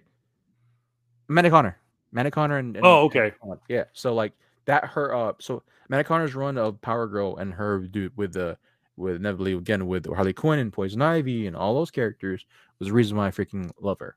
And so yeah, the whole abandoned child from a different universe, trying to find yourself. That's my shtick, bro. that's my thing. So, but going back into my bot from KRS Comics, damn it. So while Jared does that, got some prints. My wife picked this one out. This is a David Mack. Yeah. She picked out a really cool. She picked up a copy of Echo. Yeah. His print of Echo, and she's actually going to hang it in her room. Now, people don't realize Echo is not a villain. Echo is actually an anti-hero. Yep. But she very much is been a role model for the indigenous and handicap fan base. Obviously, she's a Native American character. She's deaf, and in the show she's handicapped. She's deaf. She's the actress and the character Is deaf. are Native American and Yep. deaf, and the actress is missing a leg. Yeah. The character Echo in the comic books is not missing a leg. She Yeah. only is deaf. Yeah. I asked David Mack about that. He goes, "What did you think of that?" And he goes, "That makes her even more badass. I love it. I love everything about." I hope I say it. Alakwa Cox. Is that what her name? Alakwa. Yeah, I think so. Something Actually, like that. yeah. She's amazing. I can't wait for Echo to come out. I can't wait for her to possibly appear in Born Again. But my wife actually is purposely going to take that picture and hang it in her office or in her classroom. She's a school teacher, and she teaches with students that are both Native American and Hispanic. And she says, you know what? It might be someone that it might inspire someone. So she's going to take that to her classroom. Talk about some legendary artists. I would be remiss if I did not say Ron Lim and Don Ho were legendary in Illinois. 100%. I don't think that other than the late great George Perez, I don't think there is a single person on God's green earth who can ever truly encapsulate the incredibleness that is the Mad Titan Thanos. Yeah. Many artists have done a great job with it, adding their different interpretations to it. But the OG Mad Titan as this Ron Lim, George Perez, and now Ron Lim, Don Ho is just incredible. And I'm actually going to be commissioning maybe this year, maybe next year, Ron Lim to do a Gwenpool sketch for me. Gwenpool cosplaying as Thanos. So I have a Gwenpool with the Infinity Gauntlet. No, this is going to be the Mad Gwenpool, basically. Yeah. This artist, I don't know what his name was. As you are trying to find that, I figured that out. I'm actually this is another character exclusive. The reason why I paused because one, it's my girl, Ahsoka, but I think that might be just a digital artist. It is. It's not like a big. This was someone that we found on more of the opposite side of Artist Alley, where guys just are focused on prints, and some of these artists are pretty good. Some of them are kind of they're getting started. But anyways, your KRS Comics. KRS Comics and Hyuk Lee. I'm pretty sure this was a set Spider-Man, Amazing Spider-Man 88 with I think. This isn't the Goblin Queen. The Goblin Queen is a different is a Hellfire Club member. I think this is someone else, but there's a new character. Oh, Art by Guard is what this guy's name was. I just remembered. So this was a Deadpool print of him with the Infinity Gauntlet giving the finger. I'm actually going to be doing Ryan Kincaid's going to be doing essentially what would be a cover swap of this one with Gwenpool. I love that Into the Spider-Verse, by the way. Oh yeah, this is an anime version of Into the Spider-Verse 2. Yeah, I love that. I should have bought that cover. Fuck. I mean, I don't know why you didn't. But like with the pivotal, like the variant of Spider Gwen taking off her mask and showing that it's Gwen Stacy being Spider.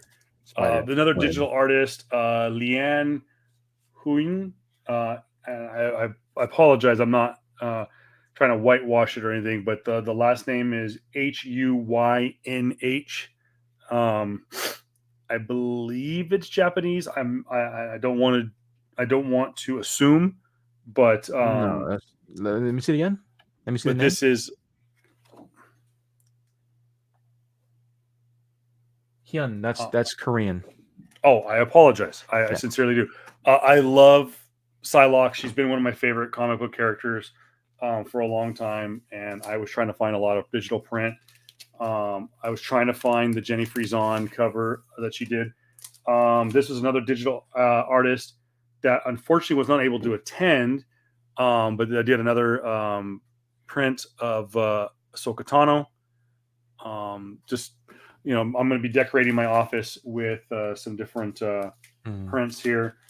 We did show off some of my prints in the last episode that I did in the office. Really cool Captain America print. Oh, yeah, nice. Ryan Parrott, and I can't remember who else worked on this. This is a Ninja Turtle Power Ranger cover. Oh, dude, that's sick. Yeah, it's a sick cover. By the way, also, if you haven't already seen it, the new trailer for the upcoming Netflix Power Ranger movie is out now. I will make sure to post it this week on our Facebook page. Looks pretty cool if you're into Power Rangers. Is it like cinematic gold? No, but it's Power Ranger. Okay. And as of right now, confirmed the original Blue Ranger and the original Black Ranger will be returning. And it is hinted at that before his untimely passing, Tommy the Green Ranger could possibly be coming back. There is a Pink Ranger. They have not announced who the Pink Ranger is. It is not. It is not. It is not Amy going Jo to Johnson. be. It's not. Amy Jo Johnson. She recently put out a Twitter saying that why she's not in it, right, and all that stuff. She basically said that like, the reason why I stepped away is because I'm 50. She basically said that I don't. If you follow her on Instagram, she still looks great for 50.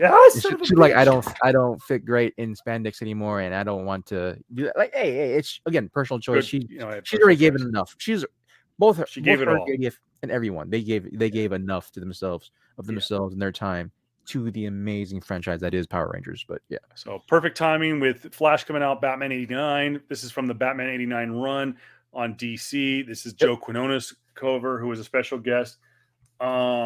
This was very special to me because this was a run of comics back in the 90s that got me into comics. This is an homage cover to both Bill and Ted's Excellent Adventure and of course, Death of Superman. Bill and Ted are Doomsday and Superman, and then of course you have Superboy, Cyborg, you have Steel, and of course, Last Son of Krypton, Lois Lane.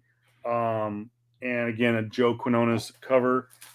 I did a lot of prints this year. Didn't do as many comic books. Oh, 1 second. And for those who probably just came in as of recently, like there's a couple of y'all, is that what we're going through right now is actually that we're going through our swag bag, what we got from a recent WonderCon event that happened over the weekend. So that's the reason why we're showing off some of our stuff is called our hashtag flexible, like what things we got.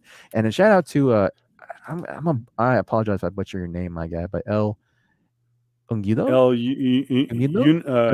Unguido? From 31 from Twitch here. Last one of the Pink Rangers is going to be there at Revolution. Hey, that's another thing. Just one thing. Again, we're going to always shout out to our conventions that are here locally, and locally we've seen we're actually in the Coachella Valley, and so Jay Lee, what the hell? But before I got sidetracked, I'll get that. But so some more prints. It's at what's up, my guy? Never mind. It's at. Okay. Thank you. But yeah, we're definitely gonna be there. Just shout out to, but still a shout out to well, fuck you too. Okay. I was definitely gonna do this, but we're definitely gonna possibly go out to Revolution, man. We got again. It's like I'm happy that Revolution is like what year 4 now, technically. Something like that. 2019, 2018, right? When was that big year that like we had like 5 conventions in the Valley, my guy? Like that was 2019. Was because I went to all of them. 2019, I went to WonderCon, Amazing Con, Comic-Con Revolution, Comic-Con Palm Springs, PS Comic Expo, FantasiaCon in Indio. Yeah. There was Palm Springs Comic-Con, but they actually, I don't know if they did an actual thing. I went to San Diego Comic-Con that year. Yeah. Comic-Con Palm Springs was in August. That's right. PS Comics Expo was in June. FantasiaCon was in May because it was right around Mother's Day. And Revolution is usually, I think, like mid-May, but I think this year, as it scrolls down the bottom, again, C2E2 is this weekend in Chicago. Star Wars Celebration is in Europe next weekend. Amazing Con in Vegas at the end of the month. Comic-Con Revolution is in Ontario end of next month. And, of course, San Diego Comic-Con in July. New York Comic-Con in October. No D23 this year. Don't know yet if there's going to be a DC fandom and any other convention that you want us to give a shout out. We'll do that. But basically, hey man, it's gonna be awesome. Hopefully, I definitely want to go to Revolution again, man, because the first time I went to Revolution, they had some fire comic book sellers out there, Oh bro. yeah, It was insane. It was like the Ja- first one I saw, like the first, quite literally, I did one password through, right? I looked into one booth, and this guy had a freaking Harley Quinn Adam Hughes, right? Number one, what the was the one you were variant. looking for? It was Elvine Comics. Yeah, I saw him. It wasn't him though. It was another person.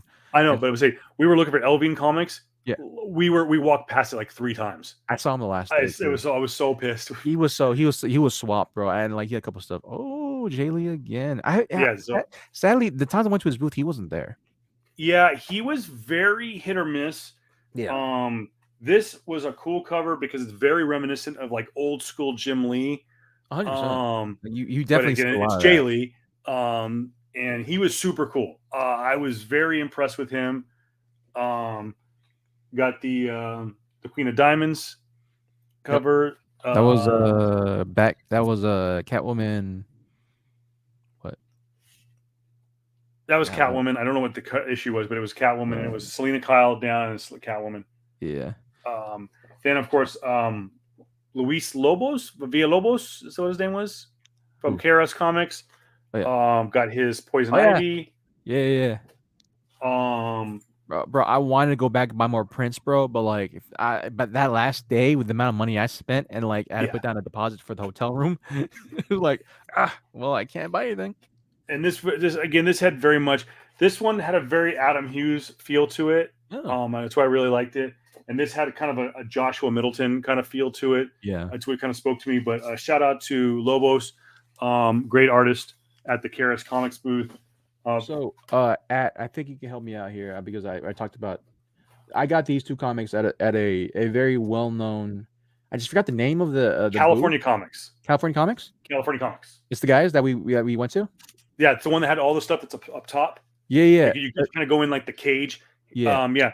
California Comics is if you ever go to cool guys. He's cool, reasonably priced. I mean, he's gonna still make his con prices, but bro, he sold this to me for pretty decently priced in comparison to where it's going. This is 8 Billion Genies, the first print, right? Which is going for like 60, 70 bucks now, or like between $50 to $70. He gave it to me for like $20. Yeah, right? If you are respectful and you show that you are going to buy some books and you're not being a dick, I've never asked him for a discount. He has always given me a discount. Yeah, like and he doesn't know me from Adam. Yeah, and so basically at the place we're talking about is like, remember that one year when we were all at ComCom Palm Springs, and you guys when I was still working in the booth with shout out to again to our local comic shop. I was about to say Insane Asylum, but it's Comic Asylum. It's close. Yeah. But when I was working there, that booth across of a Comic Asylum where all of y'all went to get the David Mack Miss Marvel cover. Miss Marvel. That cover right. Hold up. Yeah, showed up. There's the print right there, up on the wall. Yeah. Again, our video, our listeners, our audio listeners who are basically probably be hearing this in about like 3 months from now. They're in shambles right now because they have no clue what we're pointing to. but yeah, I went to those guys, man. He got bigger. He got more people there with him. That was freaking cool. Yeah. So, and he's always cool. He's a staple in San Diego. He's always against the back wall. Yep. On the far end from Hall H, more closer to Hall A, and again, reasonably priced books. Oh yeah, dude. And I will always try to buy from him. Yeah, 100%. I didn't buy very many books, but when I did, I spoke well. This goes out to J Company. For the amount of money that they got to spend at Comic Cons. I talked to the guy one time before the con even.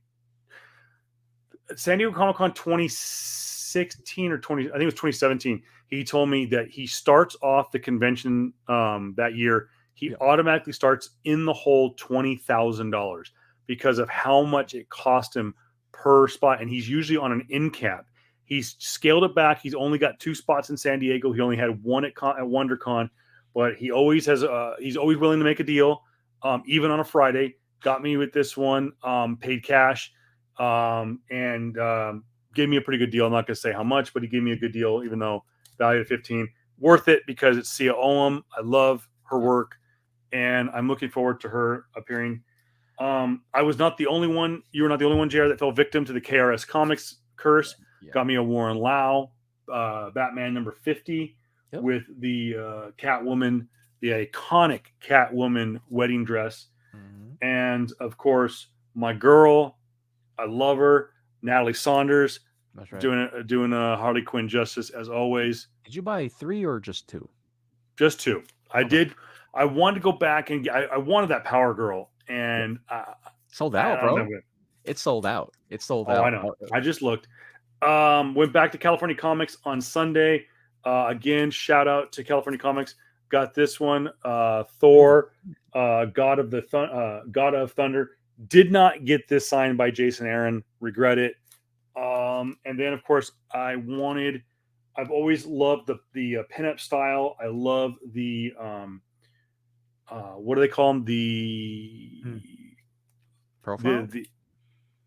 Oh my gosh, dude. What's the special name for them? Yeah. No, it was like for those who are listening right now. It's like the old school World War II style of pinup, where it's like they're pinup. They're not called pinup. They're called Bombshell. The Bombshell comics. This is first appearance of Bombshell Wonder Woman. First appearance of Bombshell Batwoman. First appearance of Bombshell Zeltana. I do already have the first Bombshell Supergirl. I almost bought a second one just for the hell of it. Oh, bro. And I'm just gonna talk about my thing with a mainstay. Oh, you got him signed. That's right. Mighty Thor 1 signed from him. A mainstay of our channel, me just talking about them, is Stranger Comics.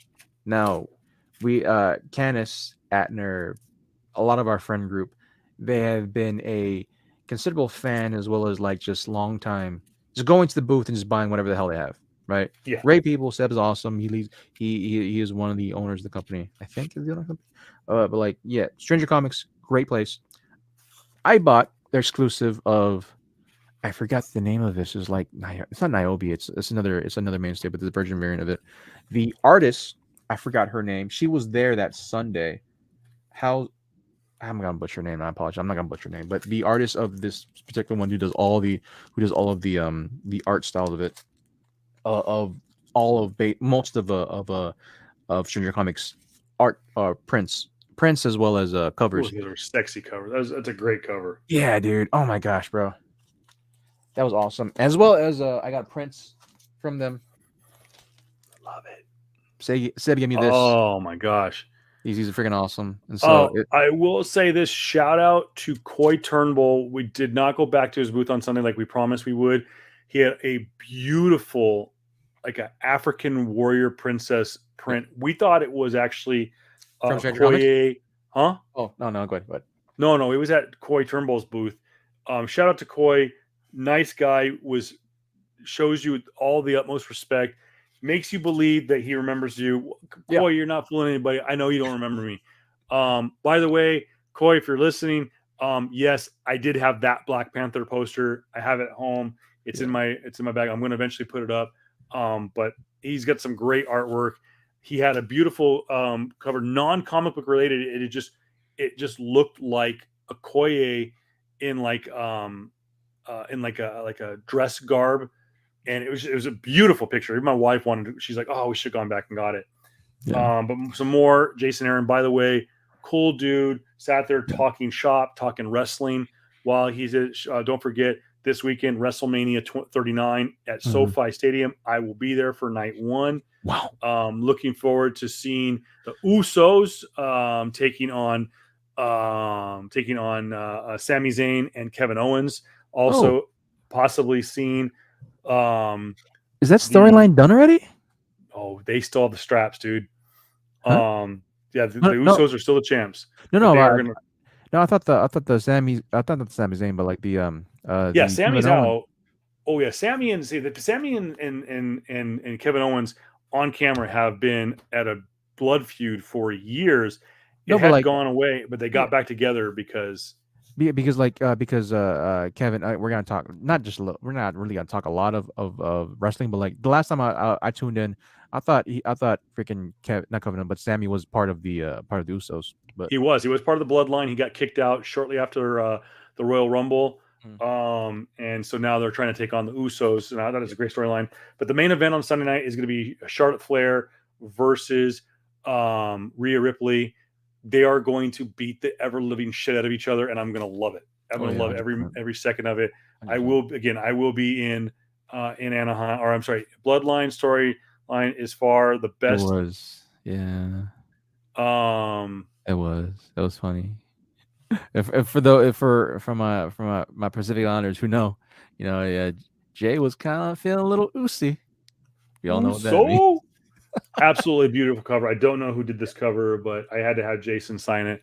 Yeah, Again, shout out to Jason Aaron, totally cool guy. Signed every book, did not charge a thing. dude, he's That one that Jared mentioned, the Mighty Thor #1, I did send off. I had 3 copies. Somehow I ended up with three oh copies. oh Sent one of oh. them off to Should get we graded. should we finally talk about the grading now of the shit that I Okay, so while I flex pool, JR's got probably one of the greatest but saddest stories of the Comic Con, and it involves one of his heroes. okay, so Adam Hughes, I've been saying I'm a huge fan of Adam Hughes. Of course, he made these one of, if not the most pivotal, like pinup artists of like comic books, right? And so Easily of all time. easily of all time.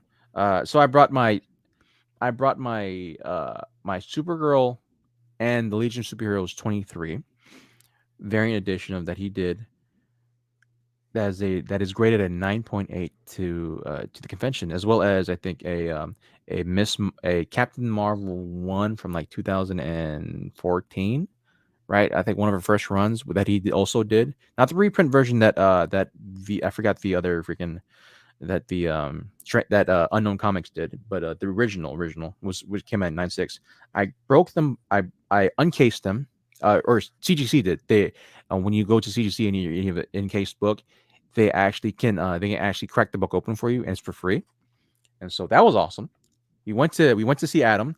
I was starstruck, by the way, absolutely freaking Yeah. starstruck. Talked to him a little bit again, like we talked about, and I had him sign both those books, and I gave him a gold marker for him to sign his AH on, with the question mark, right?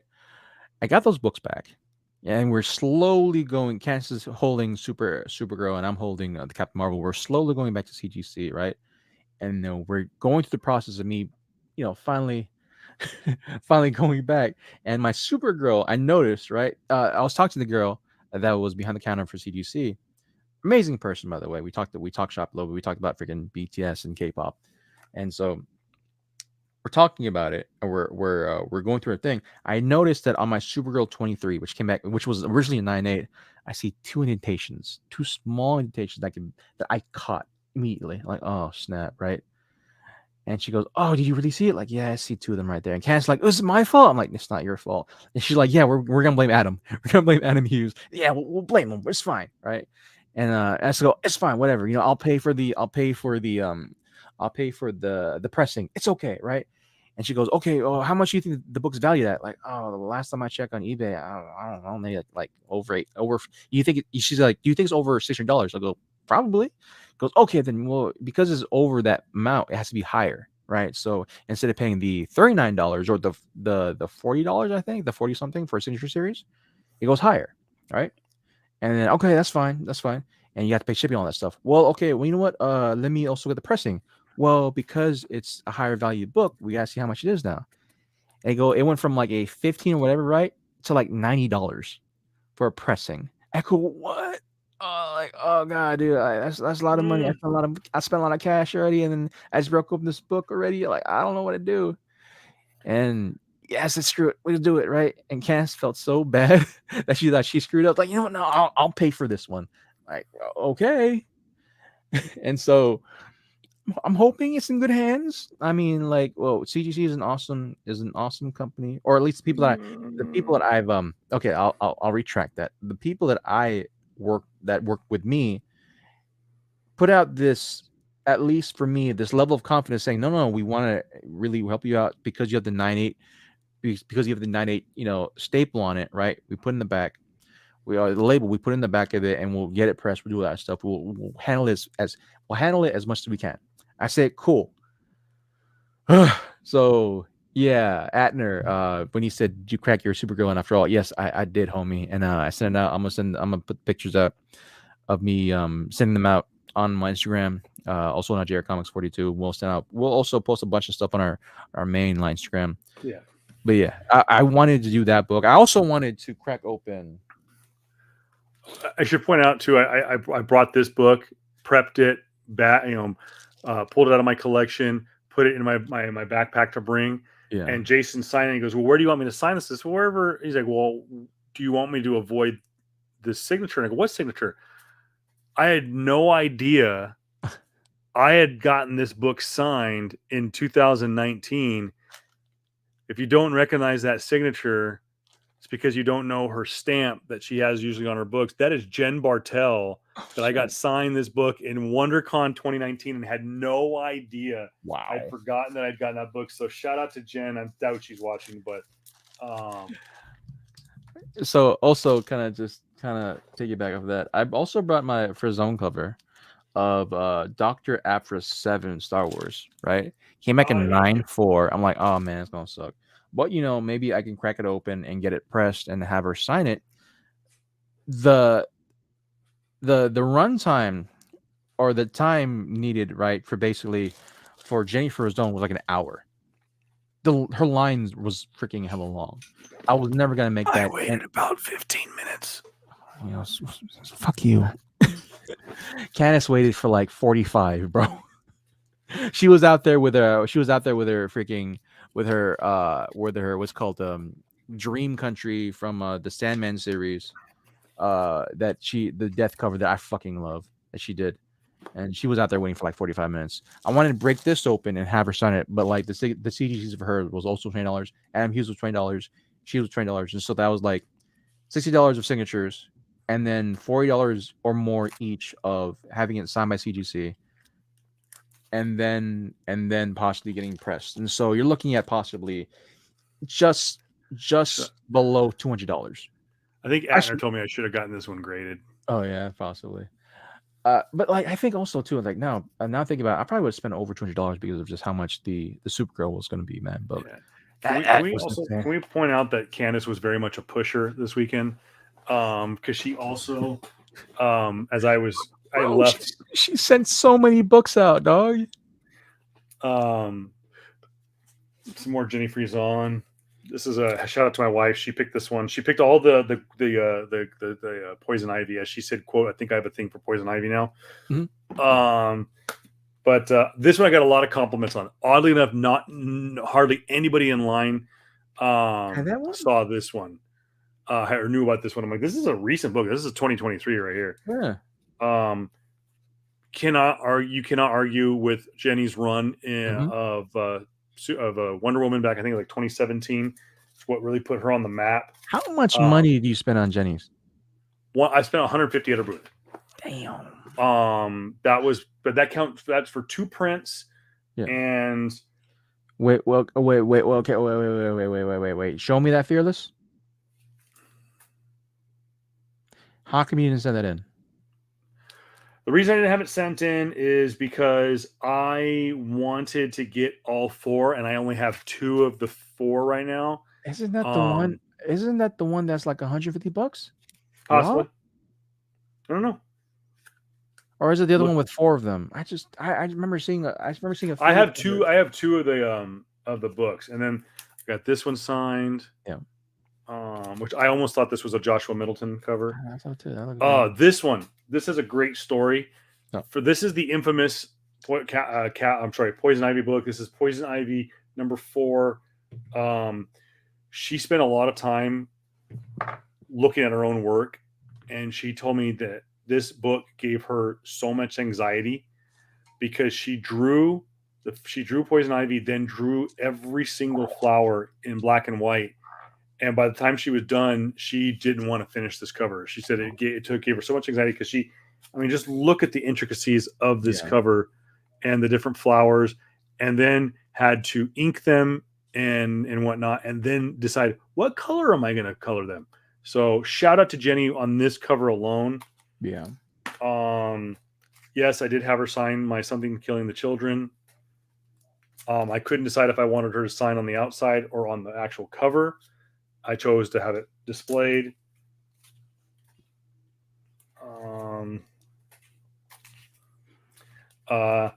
Also, last but certainly not least, to the most subliminal, dirty cover that Jenny's ever done. I thought it was just Catwoman in a simple black dress. Upon further review, has the thing. She is wearing a negligee, or she's wearing some naughty little outfits for Batman. So that's one of those where she's like, this is for Bruce. But shout out to Jenny, super cool. I respect her for it. Probably a good thing that she did wear the mask the whole weekend, because no one got to see. She's a beautiful woman. If you've ever seen a picture, she's a stunningly beautiful woman, extremely talented. And the joke around the Comic-Con industry is that she gets a marriage proposal at least once per con. So, which is understandably so. But like, other than that, like, awesome person. Sadly, I wasn't able to like get in line, because just the lines when she was there was so freaking like. It's like it just contradicted with so much other time I had. One of the biggest shout outs too was Daniel Warren Johnson. I fucking love that guy. I talked to him for a bit, dude. I talked to him on that Sunday, and Candace and I were just roaming about, right, seeing where he's at. And I see, oh shit, there's there's a freaking Daniel Warren Johnson, and he was already with people. He was like with two other people, and they were talking shop a little bit, and after they were done, I went up to him like, hey, hi, how you doing? He goes, oh, hi, we're not actually doing signings right now. You want to come back for later? Like, oh, dude, I don't want anything to sign. I just want to see you, because you're like my favorite artist right now, right? Daniel Warren Johnson, and like, oh yeah, that's cool. We talked shop again, and yeah, even though earlier I talked about wanting for him to do commission for me, where I could put it on my I can make a sleeve of it, right? My shoulder tattoo, or on my arm. We're just talking shop, man. And the guy is freaking awesome. Like, told him that, I love your work ever since Extremity came out, right? 2017. And I've been following his work ever since. I always wanted to get his, like, I talked to him like, dude, I wanted to get your old man Skywalker, but that always sells out. Like, yeah, man, like, I always want to do that. Like, just, I wanted to buy his prints. I wanted to like talk more shop to him, and just took pictures with the guy. He's so down to earth. Talked about their stuff. Talked about like how talked about Berserk. Berserk is a manga that sadly the author slash mangaka of it passed away last year, or I think roughly a year now. We talked about it, like, yeah, how do you feel about that? Like, yeah, it's great, man. Reading it great. Like, how he's like asking, like, how do you feel about them finally, doing up? I'm like, the studio actually finished it. I go, well, thankfully, we don't have to wait 10 years for a chapter. And so, inside joke, he knows we're talking about it, we laugh about it, and just like, dude, I just thank him, like, bro, like, it's great seeing you. Thank you for coming out here in the West Coast. Hopefully I'll see you again. I'll bring more stuff, talk more shop, talk about your other work. I would love to buy like an original print from him, all the stuff. Like, yo, I fell in love with your artwork. It's like Ghibli. It's like, I talked to him like, yeah, it's like one of my Adrian, the old comic book shop owner for Interstellar, show me your work. And he's like, yeah, it's like Studio Ghibli, but hella fucking metal. And it's the truth. And we just talked to him. So that was one of my biggest highlights of the con too. So, but huge shout out to Daniel Warren Johnson. Always support that guy. Yeah, he's such dynamic art pieces, dude. So that, and yeah, man, other than that, I got nothing. Like, I'm pretty sure there's other stuff we're missing. But we'll look on the lookout on our Instagram pages for more. But just I want to end on this one. Don Ho, who was next to Ron Lim the whole weekend. Yeah. He did this one. He only inked 3 pages on this entire comic. What is this one for our audio listeners, my bud? This is all new Ghost Rider issue number 9. This is the first series of the introduction to Robbie Reyes, Mhm. created by the great Felipe Smith, who I've also met in San Diego Comic Con. Super Mhm. cool guy. But it was really cool because I use CLZ. I get the list of who all the artists are. And, you know, of course, I saw Jenny Frison, Jason Aaron, Jay Lee were all going to be there. So I pulled their stuff. Mhm. But I go through Artist Alley and I pull all the different artists. And I'll be honest, like even Beth Sotelo, I had no idea who she was. No clue to who she was. And it wasn't that it wasn't because I just wanted her autograph. To me, seeking her out to have her sign a book that I own, I wanted her signature on my book. And it was an excuse for me to go to her booth, talk to the artist, talk to her about her craft, talk to her about what she's working on, and get to know about her job as a colorist in this particular case, working on books like Supergirl and Fathom with the great Michael Turner, with Sia Oum, with working with Aspen Comics, working with DC. And so I'm not selling these books. I have boxes and boxes in my house of comic books signed by different artists.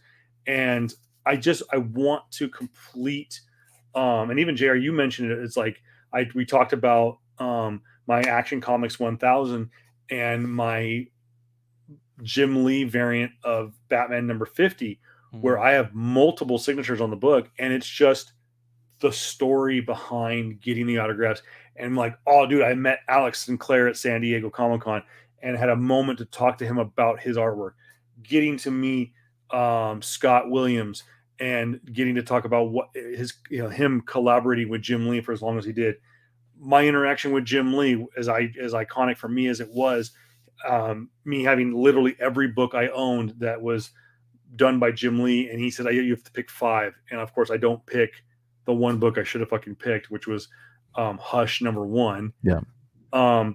But the story I will always remember about this is meeting Don Ho, knowing the work that he's doing with Ron Lim, and how it's come full circle. George Perez wanted to work with Ron Lim as his inker.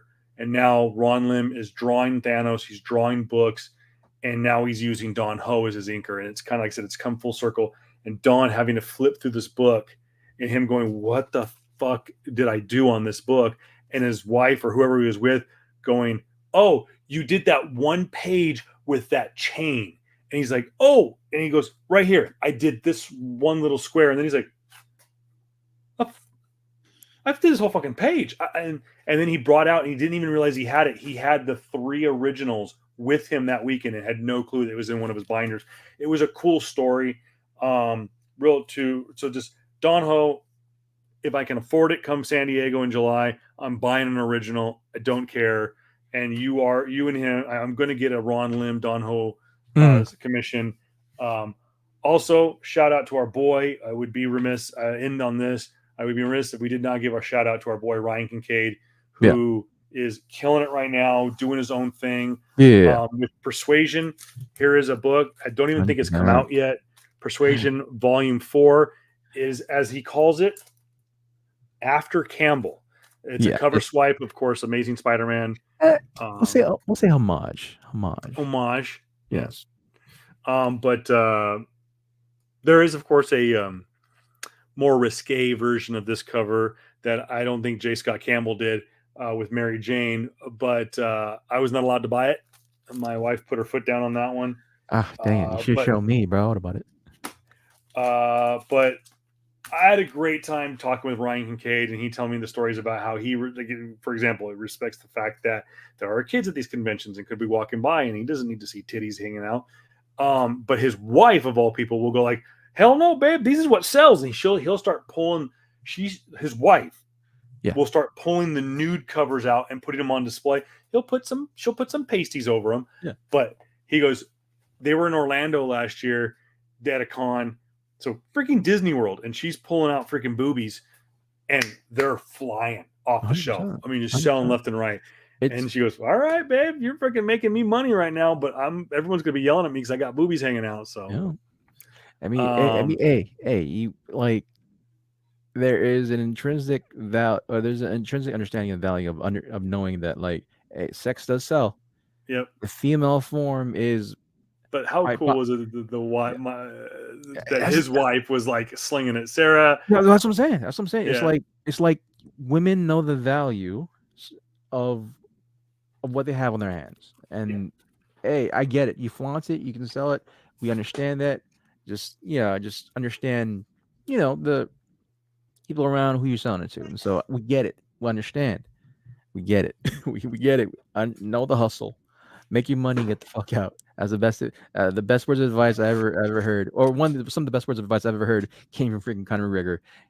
Make your money, get the fuck out while you Amen can, to that. while you still have your sanity. So, By the but way, also one last shout out to Jason Aaron for hooking up all of his fans that came out to his signing with a yeah, free copy of Once Upon a Time at the End of the World, a variant that I believe it is an exclusive to WonderCon. damn, But man, yeah, free book, always damn. cool.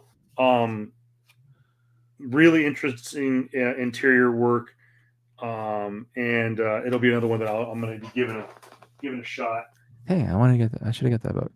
But other than that, guys, yeah, just overall con experience was great. I saw some books that I definitely want to get. I saw a bunch of Last of Us issues that came out, which was great. I have issue 1 from the OG original issue, but it's kind of ripped up right now because I read it, and so. But overall, man, that was fun times, fun times, man.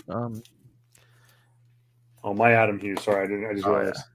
Oh yeah, you just showing a bunch Oh of yeah, anime cool. I ones. got this one signed by Adam Hughes, right on the ass. Of course, leave it to Adam, right there on the Oh, ass. which one is that one? That's Image This Comics. is Image. Homage Studios swimsuit special for Oh. Image Comics. This was way back in the day. It's actually a Jim Lee, and this actually might be. I can't quite tell. This might be a Phil Jimenez cover. Okay. Um, But he did some of it. Probably he but did some of your artwork because Jim Lee, Willis Potasio, Mark Silvestri, Scott Williams, and more all credited. I did get Scott Williams to sign it. Joe Phillips signed it. I did not get Willis Potasio to sign it, but I do have Adam Hughes. And eventually I'll get the rest of them. But yeah, there's about 12 artists in this book that yeah. But other than that, guys, we overall con wraps up. Overall con experience was great. We'll love to do again. I definitely want to do the whole 3-day event again, though, because we couldn't go Friday because Cass couldn't go Friday or Saturday because just work, and I couldn't go Friday Saturday. Or I couldn't go Friday because it would be just too much money per se. And as for our audio listeners, my boy here just putting up covers of Adam Hughes signed. Yeah. So cool. For a second, I had a leg up on JR. For a second, but other than that, also going back to Last of Us, did you finish Last of Us, dude? No, still 2 episodes left. I'm sorry. Just everything's been with getting ready for WonderCon, work stuff, and then of course Mandalorian is kicking ass. This is going to be an epic season 3. Mm-hmm. It's going to lead up into. It's definitely going to lead up into Ahsoka. It's going to lead up to a bunch of stuff. And by the way, it was announced today that we are getting Secret Invasion this summer. With my girl Emilia Clarke. Yeah, we will finally find out. Movie.com. Let's see. We'll probably yeah. So it's just we'll find out. And so it's coming out this summer, and can't wait for that. But yeah, we're definitely looking forward to Ahsoka, and I definitely think that Ahsoka is going to happen sooner than later because I think that there's a very good chance that this season of Mandalorian we are going to see a bunch of stuff. We're gonna see Grand Admiral Tarkin. I think so. Yeah, Grand Admiral. Yeah, Thrawn. And so Thrawn. I was like Target, I think. But yeah, also too in comparison, and also just kind of sticking with Star Wars news. Next month is the month for Cal. Next month, next month is going to be against Survivor. coming out, Star Wars Jedi Survivor. We're probably gonna be posting that. We're gonna be probably live streaming that. Yes. Either Why him. don't we do that right now? We've been hinting at it for a couple of months now. So why don't we do this upcoming Star Wars show? Why don't we kind of let's do a TBD. Let's call it why don't we do a Star Wars show? Yeah. We're gonna call it end of April. Yeah, sure. So, and we're gonna finally talk about. We're gonna talk about Andor. We're gonna talk about Andor. We're gonna talk about Jedi Fallen Order. We're gonna talk about Jedi Survivor. Yep. And we're gonna talk about just the fandom of Star Wars. JR's fandom came out this weekend with all the Star Wars guys that were there. Yeah. And it was so cool. I absolutely so it was great. It was a fun time. It was we're definitely gonna talk more about Star Wars. We're gonna talk more about like just how some of the weird I guess this is martial arts society is like how people think that Mandalorian needs to ramp up because they think it's only 9 episodes, it's a slow burn. I'm like, have y'all not been paying attention? This is how it's been. It's always been this way, bro. It is the way. It's like people don't understand slow burn. People like I'm guessing it's people that have a high off of Pedro being Joel from Last of Us and just going straight into Mandalorian. So it's like just have patience, Padawans. And we'll get into this because again we're gonna do probably we're in episode 4. We got episode 5 coming up this week. So maybe we'll do an episode on 4 and 5 this week. But we should talk about that. A lot of those fans that are saying it needs to speed up are fans that maybe weren't fans of The Mandalorian from the beginning, that these are carryover fans from Last of Us that want more Papa Pedro. And it's a lot. Yeah, it's 100% a lot of like more mainstream fans that like haven't really been paying attention type of stuff, and or maybe not. They're not fully invested. It's just one of those things like, oh man, you want it's one of those people that are way more action oriented. Even though I will say the last episode was pretty action oriented. It was. I had to spend a lot of disbelief in my opinion. I'm like, really, this child is not freaking dead and torn up and not fed to the kids yet, type of stuff. Like, really, you had to spend a whole freaking night, dude. But okay, whatever. It was. You know what it is? It's felonious. Yeah, I give you that. So, all right.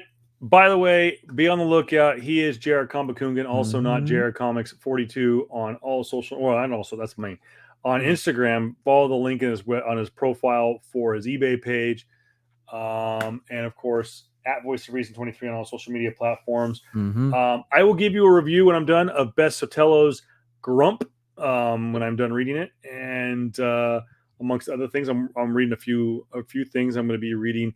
I was going to read the Jedi Survivor companion book, but I heard it's a pile of dog shit, and I've aborted reading. So no disrespect to the writer. Glad you did and got a book published, but I heard it's basically fan fiction in disguise of canon.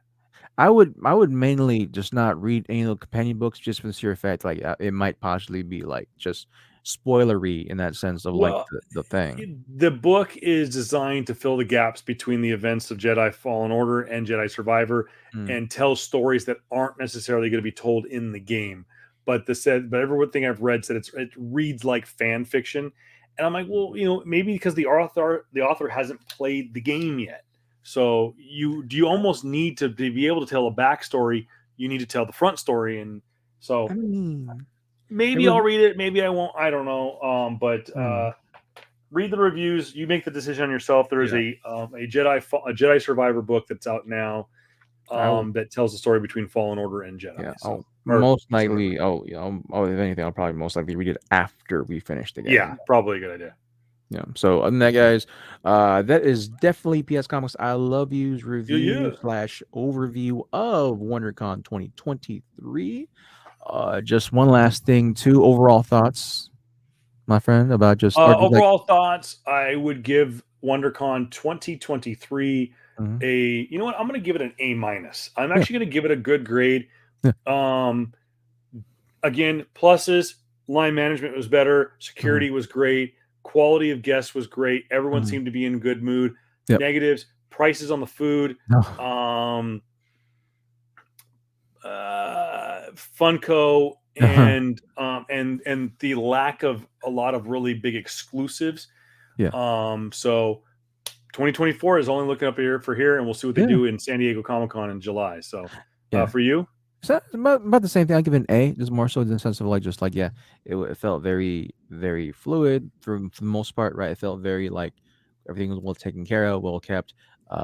Line management was great, other than of course fucking Funko and all that. But we're gonna blame Funko for that. it's always Funko. But like yeah, some of the minuses of course was still gonna be freaking influencers and the overall lack of respect and entitlements is there.